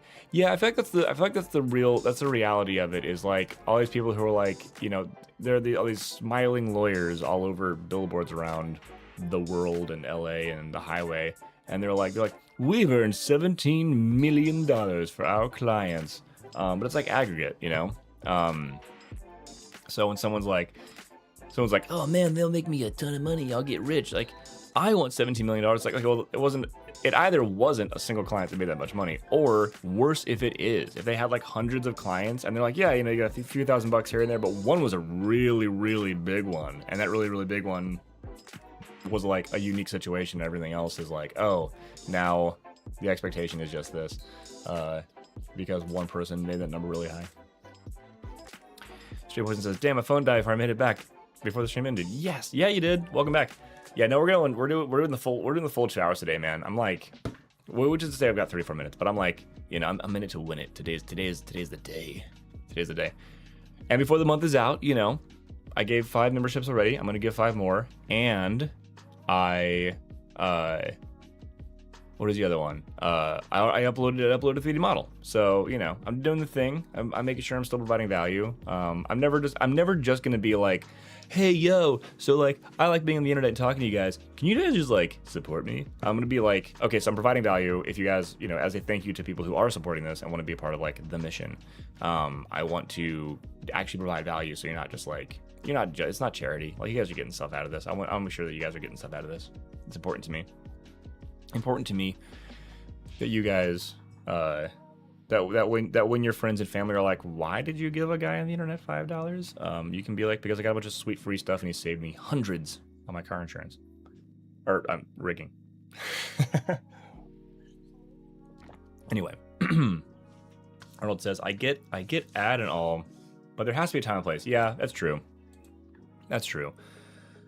So we did have, after I did my YouTube Academy thing, where I actually went to the YouTube office and did like 5-week intensive course about, you know, like how to actually build a community, which is how this kind of started. Was I was like, oh, I'm actually, you know, I know I have the things to tell people, I just don't know how to structure this for people. So I learned a lot of cool stuff from Google themselves. But after that, I busted this out. No way, man. Not a Geico. I let the lizard do his job. But yeah, I came back and started building this out for that purpose, and I was just like, I'm gonna do this thing. There was a whole thing. Actually, that's so funny. The Geico comment actually knocked the thought out of my head. and I'm not gonna watch the playback. So that thought's gone. Some future stream all of a sudden like, oh yeah, Willem Dafoe. And I'll remember to tell you guys. The best was the commentary chick working her way up to oh yes, Lofty Coast, dude, that was the most amazing thing ever. You guys, there was, I'm just gonna like recite this to you. There was dude, Straight Poison, please do that. Some Straight Poison X Cliff merch, that would be so tight. Just please, please, if you're gonna do it, spell it with one F. Like, perpetually fighting this uphill battle. But yeah, oh yeah, no, my sponsored ads would be hilarious. I would be all over that. But yeah, I do want to tell the story. So there was Lofty Coast showed me this great video of someone who was, oh man, she was like talking about the writing process and what it takes to get yourself in the headspace and do writing and all the different things you can do in life to try to like, you know, like draw inspiration and keep things moving and whatnot. And it was the most long-winded, complicated way I've ever seen someone get to a roadmap. And it went something like this. After like, you know, however many, 30 minutes or something. After 30 minutes, how long the video was. After several minutes of the actual video occurring, I'm in live stream time in my head. Yeah, several minutes of the video actually giving you information and stuff.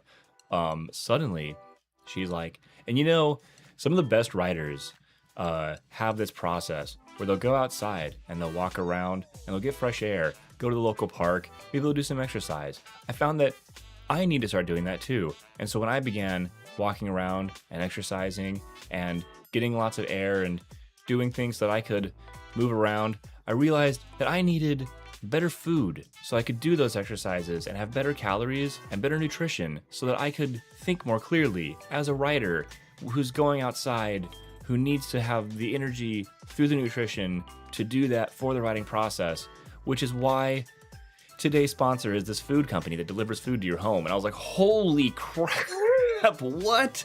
That was a like a roadmap to get to that sponsor.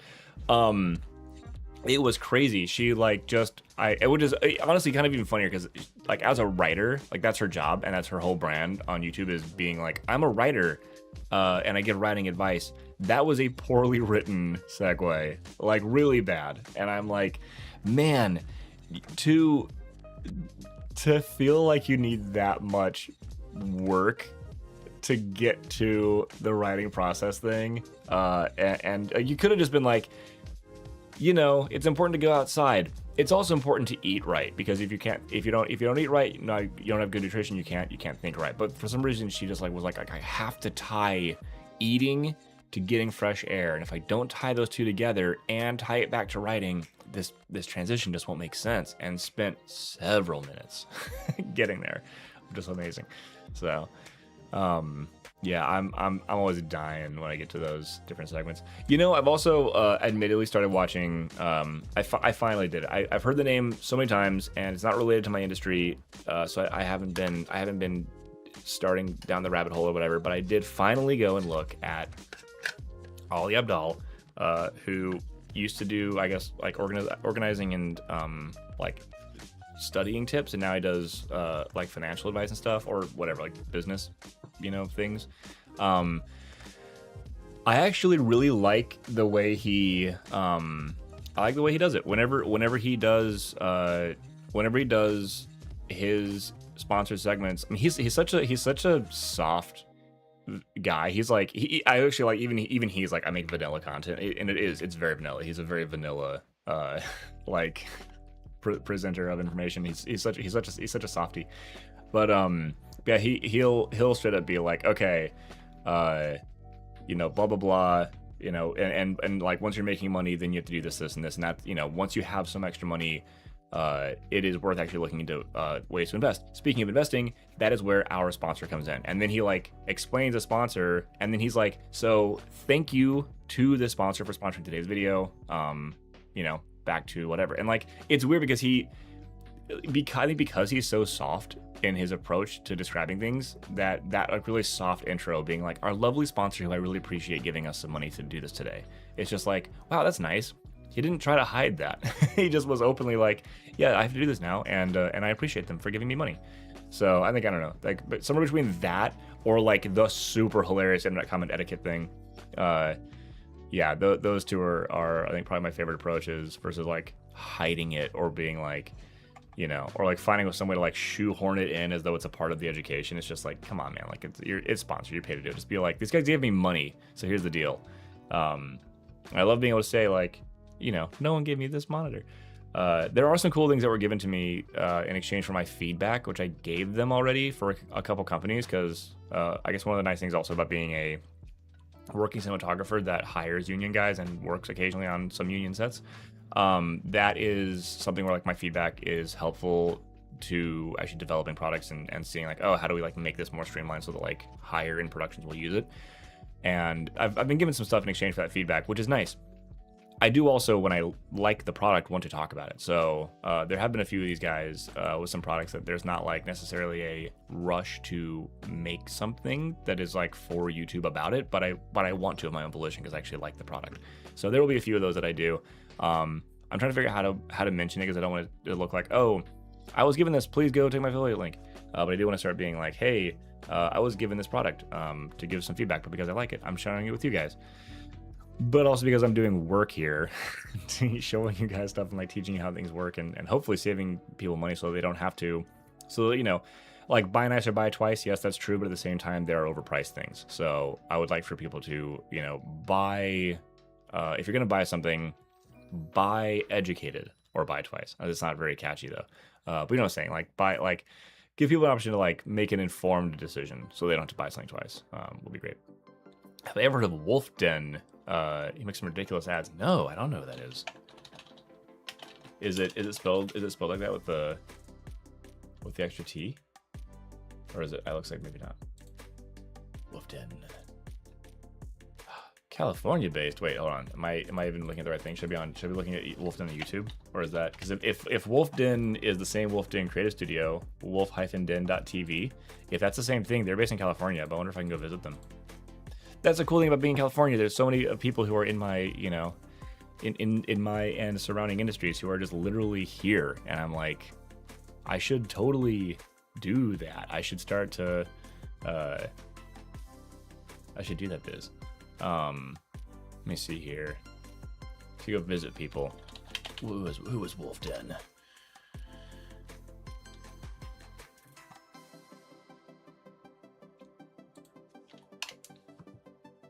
I'm not even sure I'm seeing the same thing. Is it Wolf WULLFF? Because that person, I mean, that's a 981 subscriber channel. That's serious. Whoa, I feel like I've seen this guy. Like, have I seen this guy in person before? Have I met this dude? It's so weird when you start actually going to events and meeting creators that like there are people that you're like, I've for sure met this guy. I'm not sure if I've met this guy or not. I guess it's also just an issue of the internet is like the parasocial thing. It's like you see so many people so many times that you start to be like, I think I've met this dude. Anyway, but again, no, Straight Boys Can Know. I'll look into. I think it's gotta be this guy, this gamer guy, and I'll look into how he does the ads and stuff. But yeah, where were we? I was talking about something. I really want to figure out what the thing was. I was forgetting earlier. I was over here like, I never make boring content. I never have radio silence, and then I literally did. And as a reminder, for any new people who are hanging out here, who are just being gigachads, lurking, and not commenting, I will be doing 5 more giveaways very soon. Okay, gamers out, just so noted. I'll subscribe to him now, so don't forget to pop back over and check him out. And I'll look at his ads. Because it's gonna happen. I'm offered so much free stuff all the time to do reviews and whatnot. I guess that's like the default. And while I'm still extremely niche, the filmmaking industry is niche in general, and also I definitely built this to appeal to a certain level of like working filmmakers. So I'm not, I haven't gone like hyper wide, strictly doing stuff that's like, for everyone with a shooting on their cell phones and whatnot. Like I would obviously have a lot broader reach if I would widen my niche. But yeah, like I do get offered because of my connections, the work I do in the industry, I get offered a ton of stuff that's just like we will give you this thing, please review it. And it's like higher value than just your general, like, you know, the $30 handheld fan. But like, I definitely don't want to like muddy my relationship again with you guys just to do that stuff. And I really don't want to, yeah, I mean, I'm not gonna do a whole like insert sponsored segment thing. It's one thing to be like, yeah, you know, they sent me this, whatever. But when the day comes that people are like, we will give you dollars, here is actual money to pay for gear and rent, to do our ad, then yeah, I'm gonna have to figure out some like proper, really crafty way of doing some ad shout outs, which will be so much fun. And it's gonna have to be like, I'm gonna do it my way. You guys aren't allowed to reject it, which I'm stoked about. The day will come, guaranteed, as the kids say. Bed Bath & Beyond gift cards for a 3-year-old. Gift cards. I should give out gift cards. I should give out gift cards and then never sell anything. I should just be like, $200 gift card giveaway for Clifton Stommel channel, and then there's just nothing to buy. Someone just amassing thousands of dollars in gift cards. I'm just like, sorry, nothing for sale here. I just thought of coming soon forever. I wonder if someone could actually do that as like a new Ponzi scheme. It's like have a storefront that's coming soon forever, and then sell $200 gift cards for $20 each, and just like get people to be buying, you know, like tens of thousands of dollars in gift cards, but it only costs them thousands of dollars, and you just never launch the website. That'd be a 4D chess move that would probably count as fraud. The problem isn't figuring out how to make money. The problem is figuring out how to make money without fraud. In fact, that's the reality of I think the making money on the internet. So often the secret ingredient is crime, and maybe we don't normalize that. Dude, I'm about to buy this thing, this super janky looking $100 10.5 inch touchscreen monitor. Oh, that's so funny. Straight Poison coming soon, and then 6 months later, coming sooner. That's so good.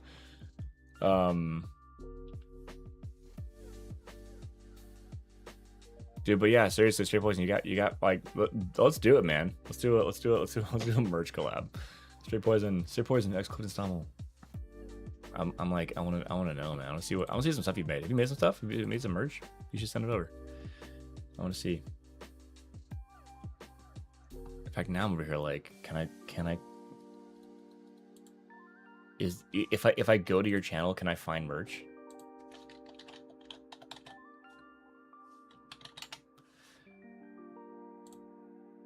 Whoa, there's a Straight Poison and a Straight Poison TV.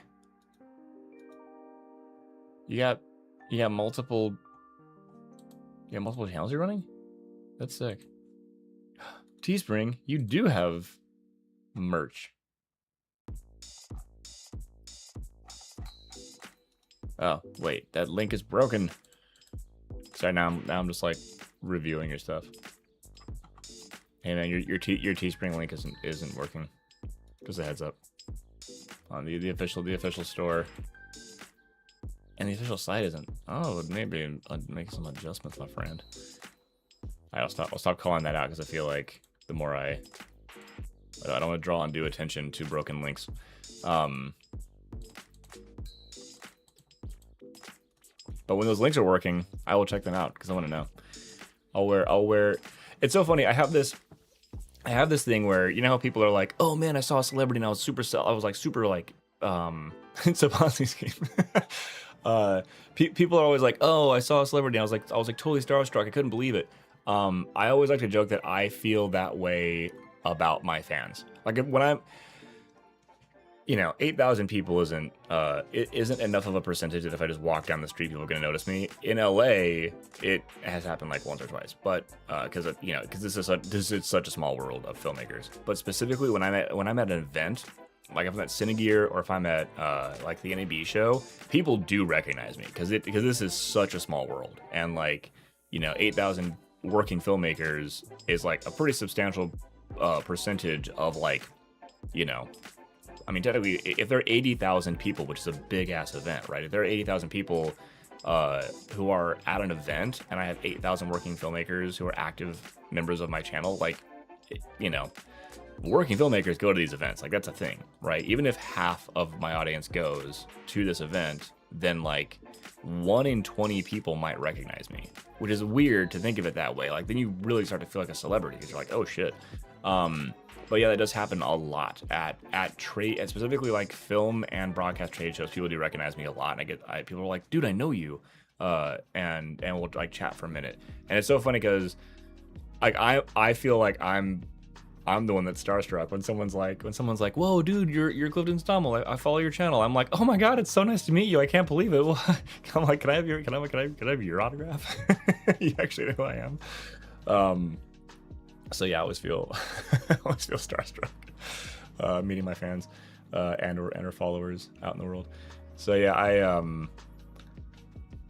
it's so funny. I've had so many artists. It's just crazy. I never take pictures of them because of my pride. Honestly, Straight Poison, that's the move though. I think that there's this weird thing that happens when you take a pic, like when you meet. I know this because of the number of celebrities I've worked with and done work for directly, even sometimes. Tons I've worked with through other clients. Occasionally one or a few that I'll like actually know directly.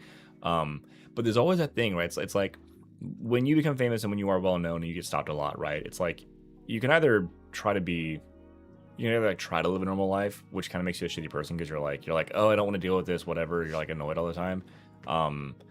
Especially if you're like at an event, right? It's like, everything there is a spectacle. People are gonna be excited to see you, right? So like, you kind of discover that like a lot of the good celebrities that like make it and continue to grow, they tend to be like happy to engage with fans, right? And it feels good and it's cool to watch it happen. But like when that happens and people are like, oh hey, you're so and so, like, oh yeah, how's it going? And you chat for a minute, and then they're like, can I have a picture with you? Like, it's a nice moment, but it does create this like instant like, oh, okay, so this is kind of where this relationship is like capping, right? Is like, okay, they're like, I'm the celebrity to them, they are a fan, and their ask of what they want to receive from me is this moment, this picture, this proof, which you're happy to oblige and you do it. But then they're like, oh, okay, and they've done their ask, and then they kind of like they bounce, or you're like, okay, I'm gonna keep moving now, but it's great to meet you. But like, so like when you're working like with a celebrity or a big artist or whatever, or you meet them and then and you have you strike up a conversation, I guess generally speaking, it's like I've gotten cell phone numbers from really big people and from really really well connected people, and generally I just do it just by like chatting with them like a person, or like sharing project ideas, or being like, oh, like you discover similar interests and you just chat, you just talk to them like they're just a regular person, like you met at a party, like you don't know they're famous, and then like once you realize you have similar interests, or there's someone that you like want to make sure you follow up and connect them to, or they want to connect you to later, you're like, okay, how do we do this? And if you're cool and the vibe's chill, then you can oftentimes people will just be like, yeah, I mean, we can just text it, it's fine, which is cool because it's way better than being like, you're gonna get lost in my Instagram spam, dude, I don't even log into that thing. But I guarantee if you walk up and you're like, you're a famous person, can I take a picture with you?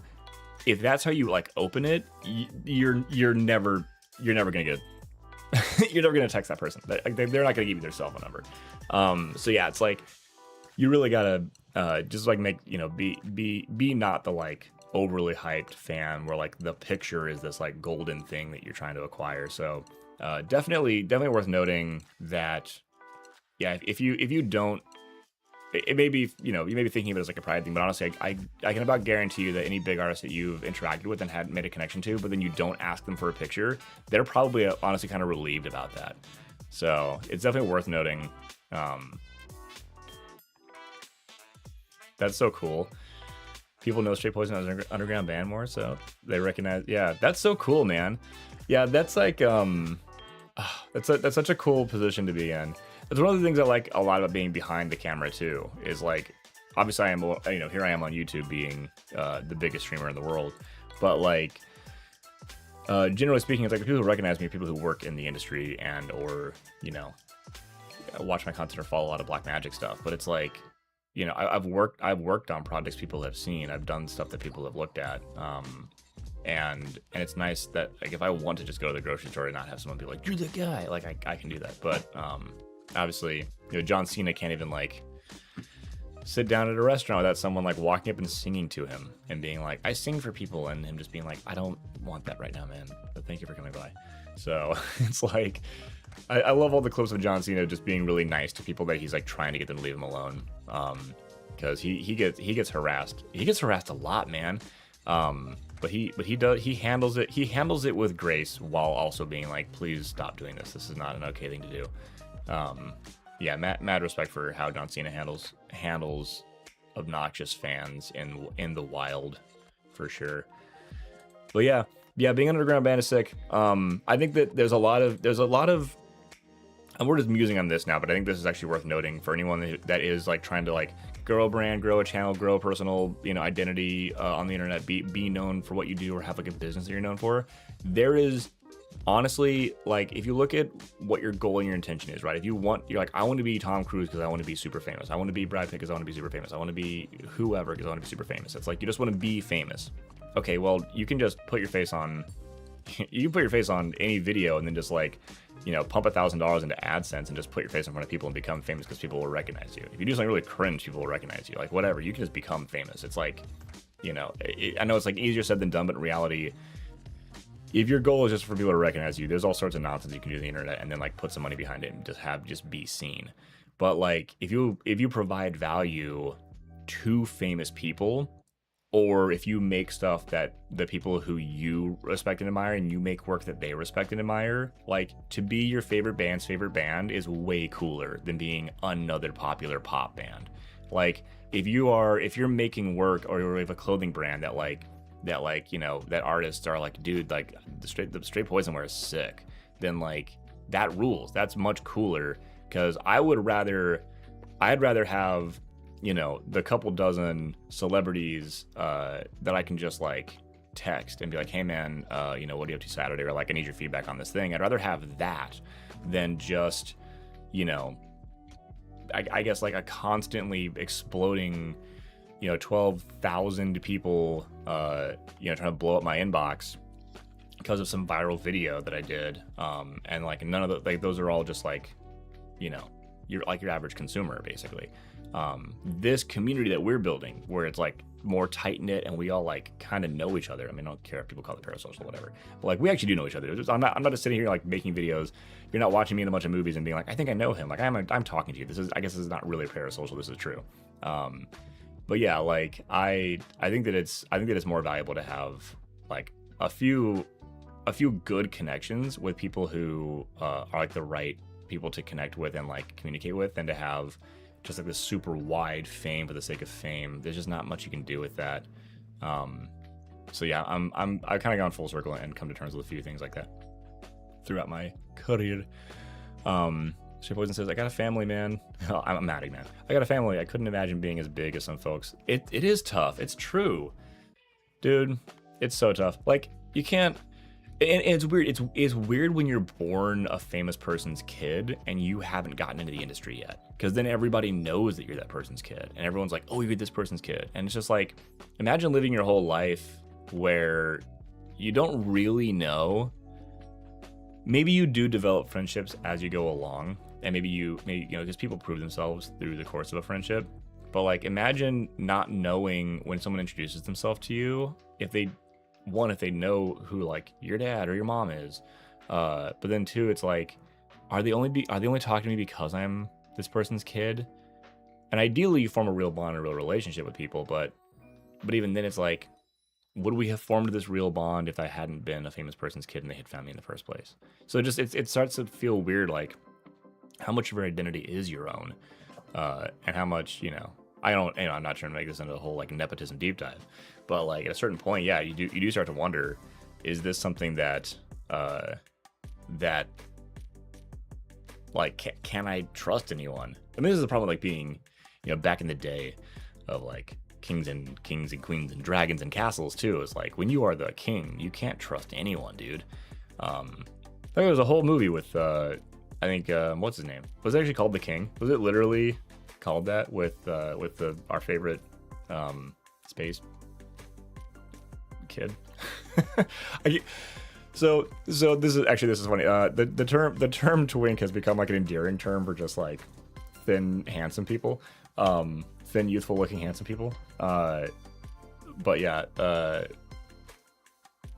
Paul Atreides. I'm trying to remember. I'm on a total hungry brain blank right now. You guys are watching me at the end of a 2-hour stream, starting to actually fade. Or as I say that, I hit. Yeah, well, I pre-streamed for a couple minutes and then I hit live. I pre-streamed just on live. Hit the time mark. Man, I'm just gonna have to Google the name of a giant actor that everybody knows really well. Even Google's like, no, man, you can actually type the word actor. Timothy Chalamet. Man, there we go. We did it. I got there. Yeah, there's a whole movie with Timothy Chalamet, where he plays the king, and the whole thing is about that. He like becomes the king, and he has like an issue with whether or not he can trust people. I have to verify this. My brain will not move on. It is the king. We got there. We did it. Man, that was exhausting. The King is literally about this concept. It is about how like when you become the king, you just like can't trust anyone because you know, someone could be an assassin. And any new connection that wasn't already a part of your inner circle could be someone that's trying to get you. But yeah, Arnold says, yeah, it's full-time gig. Must suck not to just go somewhere and blend in. Yeah, it's true. Yeah. Now I will say this too, as a oh, Jermaine Paul. I'm gonna look up Jermaine Paul. Oh yeah, that's so awesome. Jermaine Paul's part of extended family. That rules.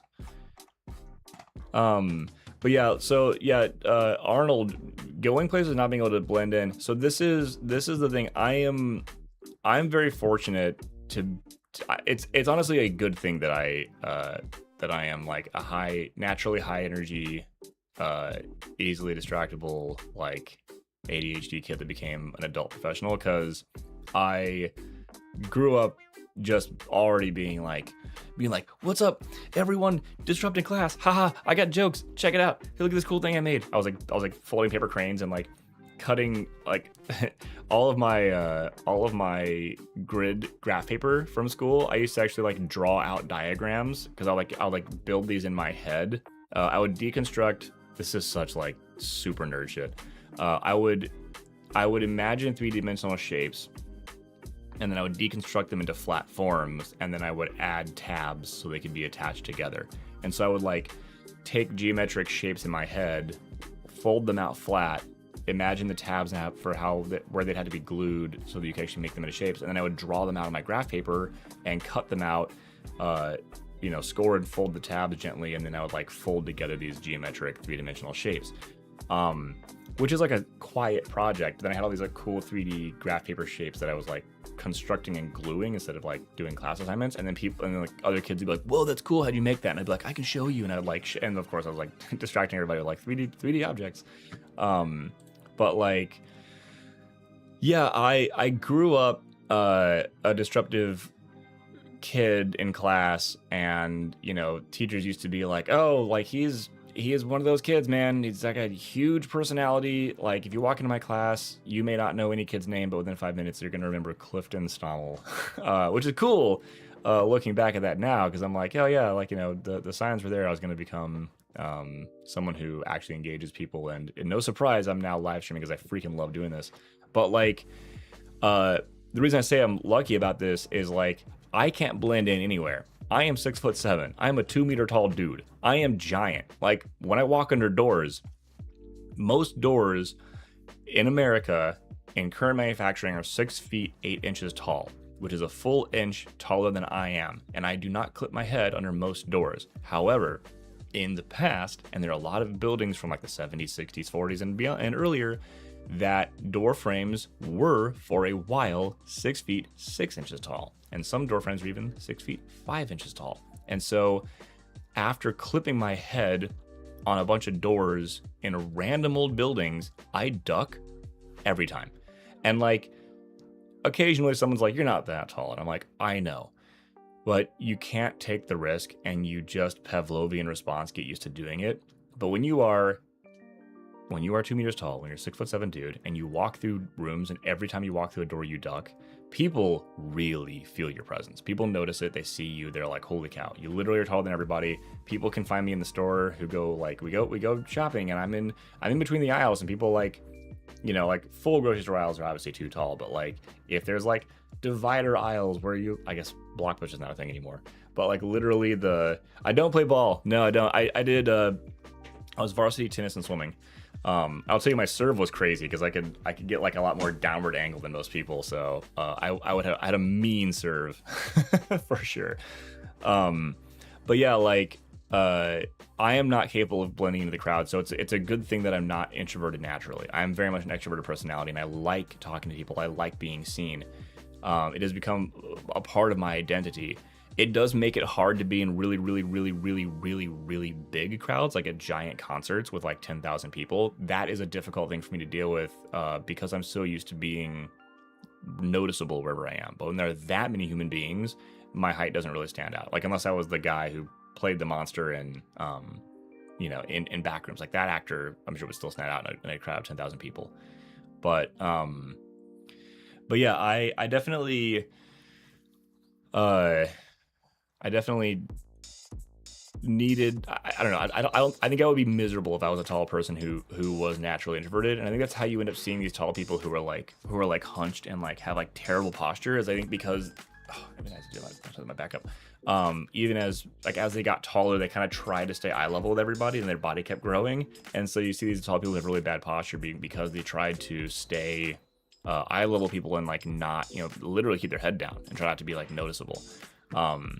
But I never really cared to try to stay eye level with everybody. So yeah, for me it was always like I'm big, and I finally my body grew into my my personality. But so but yeah, I don't know what it's like to be famous and not be able to blend in, but I do know what it's like to not be able to blend in. And I do have the thing where like I'll walk into a group or a party, introduce myself, you know, turn around and come back, and everyone's like Clifton, and I'm like, oh no, I already forgot half everyone's names, because you know, I don't know, when you're like when you're a very memorable person, which is, I don't know, I always feel like such a dick saying this stuff, so I always feel like I'm being like, I'm awesome.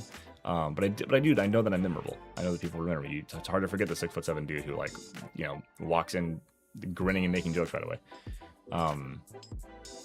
But yeah, I agree. You have to have ADHD in some capacity to do what we do. Yeah, to be a creative professional anyway, and to juggle all the wildly various tasks, you do have to have some ADHD for sure. Yeah, use the geometric thing, print them out, make a little lamp design with me. I should do that. I'm gonna do some cool little design stuff. Maybe I'll do some 3D printing stuff. Maybe I'll do like a Clifton 3D printing corner. I really like 3D printing. I like 3D modeling. It's honestly kind of a zen process. I hate editing, but I really like 3D modeling. I find that just like the geometric process and building things, and like the whole time I'm building, I'm thinking from the platform of printing. So I'm not just designing, but I'm designing it to be printable. So I have a whole thing. It's true, Cliff does match my height. Yeah. It's actually funny. So Clifton, right? Like Bridgerton, Fullerton, right? Like Clifton, actually means like a small house or village near the edge of a cliff. Like that's what my name delineation would mean. Like a cliffside town.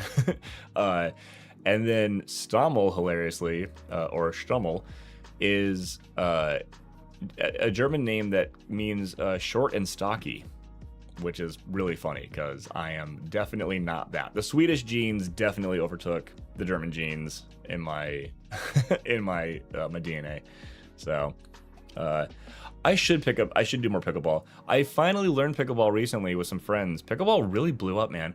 Like I said, I love tennis. I played tennis all through school. Tennis and swimming were my two sports, and like everybody's doing pickleball now, man. Everybody's like pumped about pickleball. So I should do some pickleball when I do have to go to Condor Blue's office for any reason. They actually have a pickleball court they built up in their warehouse. They used to have like a ping pong. They used to have a couple ping pong tables and a pool table, and they moved all that out. They actually painted a pickleball court, so they actually play pickleball in the warehouse at Condor Blue, which is cool. So whenever I go over there, yeah, I'll play a couple games of pickleball with the guys up in the photo video studio upstairs. Okay, well, it took a small nap and woke up. Thought we were still going for a whole 24 hours later. Oh, dude, did you do that thing where like I used to, as a kid, I had this issue a lot. I would, if I took a nap in the middle of the day, I'd wake up and because the Midwest, especially American Midwest, in the winter, it's like dark for a long time in the morning. So like out, you know, you get used to waking up and it's dark outside and you go to school. So like if I came home from school in the winter as a kid, like elementary, junior high, I'd like take a nap, get up, and it would be dark, but I would have just woken. I would have just slept. So I'd be like, oh, I have to go to, I'm late for school. And I like get up and grab my backpack and I'd be like hurrying and brushing my teeth and getting ready to like rush down and, you know, wait in the dark and the snow, waiting for the bus to come. And then like, as I'm like getting ready to go out the front door, I like look over and like my parents are like setting the dinner table. And I'm like, wait, whoa, what? And I like have my backpack on. They're like, what are you doing? Like, is he running away? Of course, you know, par for the course is some weird Clifton shit. They're like, oh, Clifton's doing something weird. But yeah, that's so funny. Although, whoa, I don't know if there was a dip. My live, whoa, weird. Okay, for some reason around the 2-hour mark, I'm so confused about YouTube right now. My live chat just connected some data, and now according to my, did I like break a record or something on this? According to my OBS, it's like you've been now live for 5 minutes. I'm like, that's not true. But while we're here, I'm gonna do the 5 now. It's time to do the Whoa, what? It won't let me. Hold on, there it is. Okay, I'm giving out the remaining 5 gifts. Everybody, this is your chance. Before I gift it, I'm going to send another link to the Discord because heck yeah to that.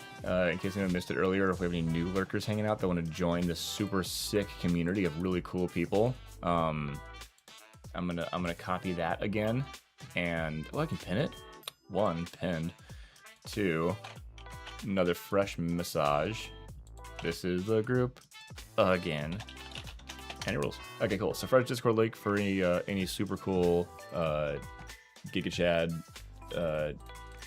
handsome, sexy, powerful lurkers who can run fast and jump high. And then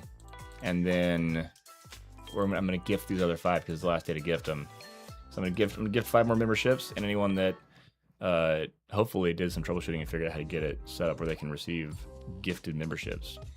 You're gonna get them. Hopefully it goes to someone who's here and hanging out live. So I'm gonna send 5 more. Let's see who gets them. But first I'm gonna read on Keith's message.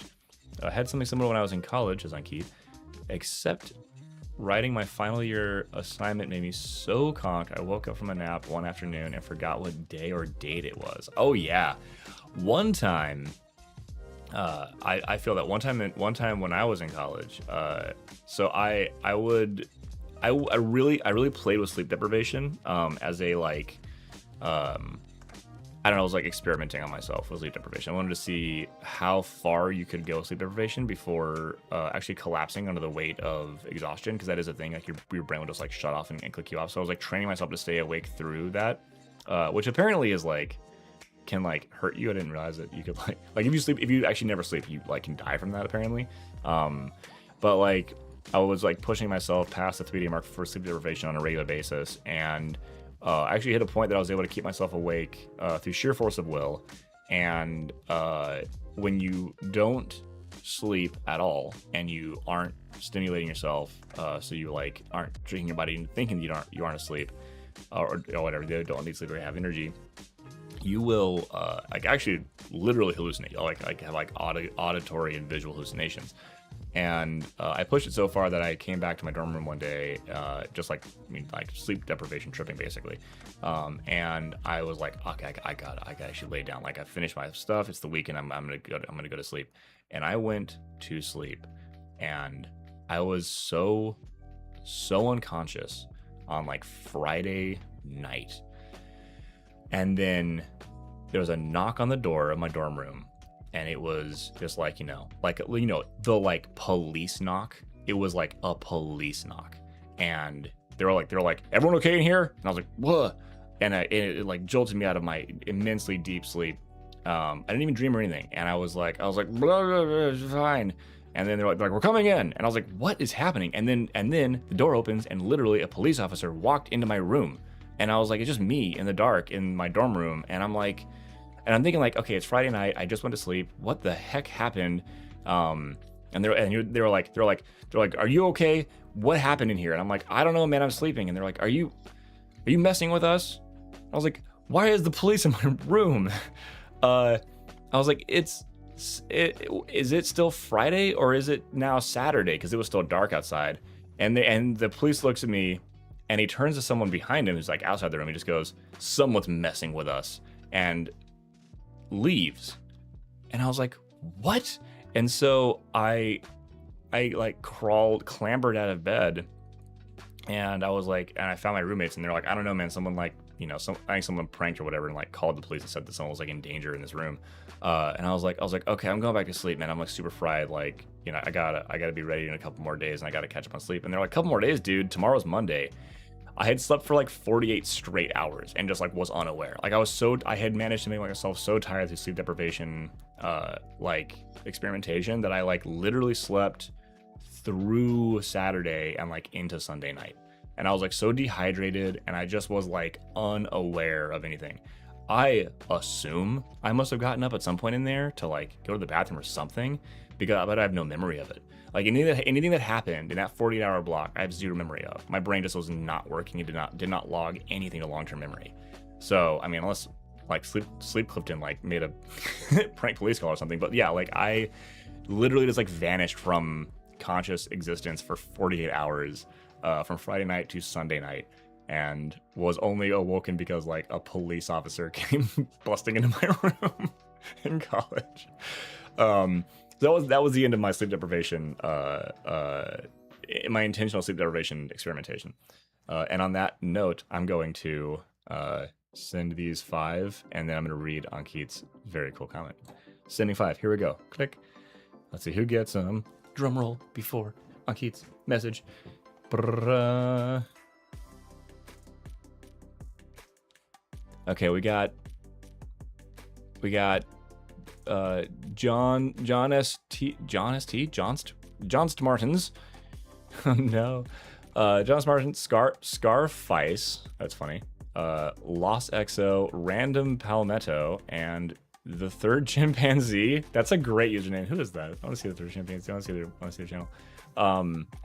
Okay, then Ankit said, I had something similar when I was in college, except writing. Oh yeah, I read the one earlier. After Jesus H. Christ. Oh yeah, I can relate. A part of the assignment was me also having to finish my movie, which included working on that god awful Final Cut Studio software called Color. Oh lord. Everybody remember Adobe SpeedGrade for the like 18 minutes? That was a thing they tried to push out and get people to use. But doing that took so much out of me. It took 17 hours sleep. Yeah, dude. That is a sleep. I refer to that as sleeping the sleep of the dead. Like when you're that exhausted and that just absolutely wrecked, and you just go away. You just vanish. Yeah, big congrats to new channel members. Hopefully they get a ping, they get a message, and they show up here. I mean, we do have enough viewers that, you know, maybe some of them are lurking and they're just like quietly being like, ooh, snap. But yeah, everybody who is a member has been announced by name. I want to see what the Third Chimpanzee is, because like if you have a cool name, I'm looking at your channel. That's a fact. At what is it? The Third Chimpanzee. What is that? Is that like a 10th dentist thing? What is the Third Chimpanzee? Bryce Burchett. Or Burchett, I don't know how to pronounce that. A grand total of two uploads. They are shorts. Well, this YouTube in its infinite algorithmic wisdom, blah. Infinite algorithmic wisdom. I'm gonna say this and not mess this up. Infinite algorithmic wisdom has chosen that the Third Chimpanzee is probably a good fit for this channel for being a member. I'm old. Holy shit! Speedgrid was the worst. It was terrible. No one liked it. No one used it. I don't know what they were thinking. Man, I tell you. Let me tell you. The I think that what Adobe tried to implement with being like, okay, so you can put multiple, you like round trip between softwares. You can like right click something and be like open in like an After Effects composition, then it will like copy it to your RAM and then like open After Effects. You have to wait for that to launch, and then it will like launch After Effects and then drop it in, and then it'll be like okay, and then it will nice. Speed grade whizzed past me. It's very fast. Speed grade. And then like yeah, and then it does the whole thing. And then you can like save it and it goes back into the other project. I think it automatically updates in the other project, which is cool. But also it requires crazy system resources to have like multiple softwares open simultaneously. So it was a frustrating thing from a system resources standpoint. My brain is melting. I got to wrap this up soon. So it was definitely something that was like frustrating to deal with from a system resources standpoint, but cool attempted execution for sure. And it is the reason I think Resolve is so good, because I do really like having the data management side, which includes being able to copy folders and generate checksums. Like data management, actual DITs on film sets use Resolve often to do data management directly, because there's a tool under the media tab before you do any editing or color or anything. There's a media tab tool that lets you do proper copying of files that isn't just dragging and dropping, that will generate an MD5 checksum to verify that the data made it over without corruption, which is awesome. So the media tab is like kind of its own thing from a DIT standpoint, not just a place to organize and get files to pull them into the editing program. Then the editing is a full-featured editor. Then the color grading is a full-featured color grade. And then Fusion, which I haven't worked with much, but it appears to be like After Effects thing. It's theoretically a full-featured. I mean, it was a full software on its own. Fusion is a full-featured, VFX motion tracking software. And then Fairlight is a full-featured audio mixing and mastering software. I do want to get the Fairlight hardware acceleration like PCIe board, because I think there are some buggy things with Fairlight that I think I could probably benefit from having the speed of it for jumping around quickly between things. But I mean, I say that I haven't really like dug deep into Fairlight beyond like some surface level tools that I use since like version like 16 or 17. So maybe 18. But like yeah, now I've kind of a streamlined approach I do to Fairlight now. So but yeah, that's why I like using that software, because it's individual softwares that are all in these separate tabs. Let's see here. Okay, the thing I missed the most in terms of color is the Magic Bullet. Yeah, Magic Bullet. I forgot about that. Wow, blast from the past. Now, Red Giant stuff is all packed into Max on its subscription model, which is ugh. I know software as a service, going subscription models is really frustrating, and unfortunately, I do think that that's become like such a standard, I think, for everybody now, that software as a service is a thing. I don't know. I did appreciate that, like, for a while with Adobe, CS 1 through 6, right? Like, Adobe's Creative Suite, CS 1 even was like, oh wow, it's all like one package thing and the branding all matches. That's cool. It's not just a bunch of random individual pieces of software now. CS 1 through CS 6 was great because they would actually work really hard and release a ton of features, and then be like, okay, I think we've earned a new version that we can sell to people. And it was like, you'd buy this thing, it was expensive, but you didn't have it. So if you had CS2, you could still work on CS2 now. If you have CS6, which is where I stopped upgrading, I still work on CS6 now. That's the Photoshop I use. That's the Adobe Bridge I use. So like, I think that there's obviously that there's long-term value to the customer, even when you have to pay like a lot of money to own your software. Own the right to use the software. You don't really own it, whatever, you make it. But owning the right to make the software, to use the software forever, that's huge. I do think that the concept of software as a service, where like Adobe would say, okay, look, instead of charging you $2,400 or $300 or $3,000 for the full software suite, for $600 a year, ideally, right? Like $50 a month. I think they're constantly raising it, but at one point it was $50 a month for like access to everything, right? So like, yeah, for $600 a year, you can have access to everything. And then we, Adobe, in theory, we the software developer, we don't have to bundle a ton of updates all at once, and then like earn each release. we can just keep making the product better, and as long as people are paying us monthly, we'll just keep pushing out improvements in real time as they happen. That's a cool concept. I like that as an idea, but to not have the option of being like, I want to snapshot it where it is, pay once, and then just have it, does suck for people who are like, what if I don't have the internet? I mean, the internet's like having electricity now. Like it's literally it should be considered a utility. Like the internet is if it's an intellectual utility, we all have to be tapped into. But like, but yeah, it's like what if I'm on the road? What if I'm somewhere I don't have access, or I haven't had access for a long time on this particular computer because it's air gapped for security reasons, and it's just like, well, Adobe Creative Cloud is going to get pissed off, and it's going to be like, oh, you can't verify, or you haven't reconnected the internet in too long, and now you can't use the software. It's like frustrating. So, yeah, I mean, I don't know if they allow you to. I have mine. I'm never getting rid of it. I'll never lose my my old Adobe install, CS6 install suite. I don't know if they let you download that anymore, but I'm hanging on that forever. Take that to my grave. I'll be buried with a thumb drive holding my CS6 with me when the time comes. But yeah. All right, I think we've done it, you guys. We broke the 2-hour mark. This has been a killer stream. I got to wrap up and get out of here. Got somebody to actually do some work for clients again, and I got to actually make some of this.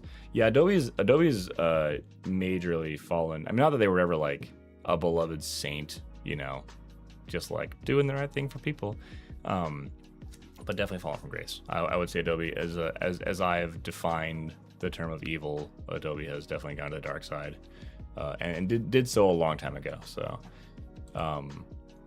yeah, definitely, I'm not a big fan of Adobe. I'm not an Adobe person here. I can't imagine if I ever became big enough that they were like, we want to pay you to do a sponsorship. The sponsorship video that I would do for them would be so funny, because it would be very clear that I don't personally think they're worth having. But we'll see. But yeah, on that note, I'm gonna end this thing. We get out of here. The gifting has happened. We did the full tarot stream. We nailed it. This thing rules. I'm gonna 3D print some more stuff. I'm gonna make a proper video on this and bring people to the channel. Push people over to hanging out with me and chatting about this. And maybe I'll just push people at the end of that video to watch this live stream, because this is just what it's like. You know, if anyone wants to join the community, they can see what it's like to hang out with me during a live stream, which opened with talking about this, and then just kind of chat about whatever. So this is the vibe, y'all. For those of you who came here in the future from other videos, this is the vibe. This is the style. I'm gonna do the sign off in a way that is relevant to how I did my sign on, and we're gonna do it that way. So let me do this. Let me do this properly for everybody. So we're not gonna let the powers that be control us or stop us from 3D printing the tools that we need to escape the massive consumerism machine. And I'll catch you guys on the next one. Thanks for watching.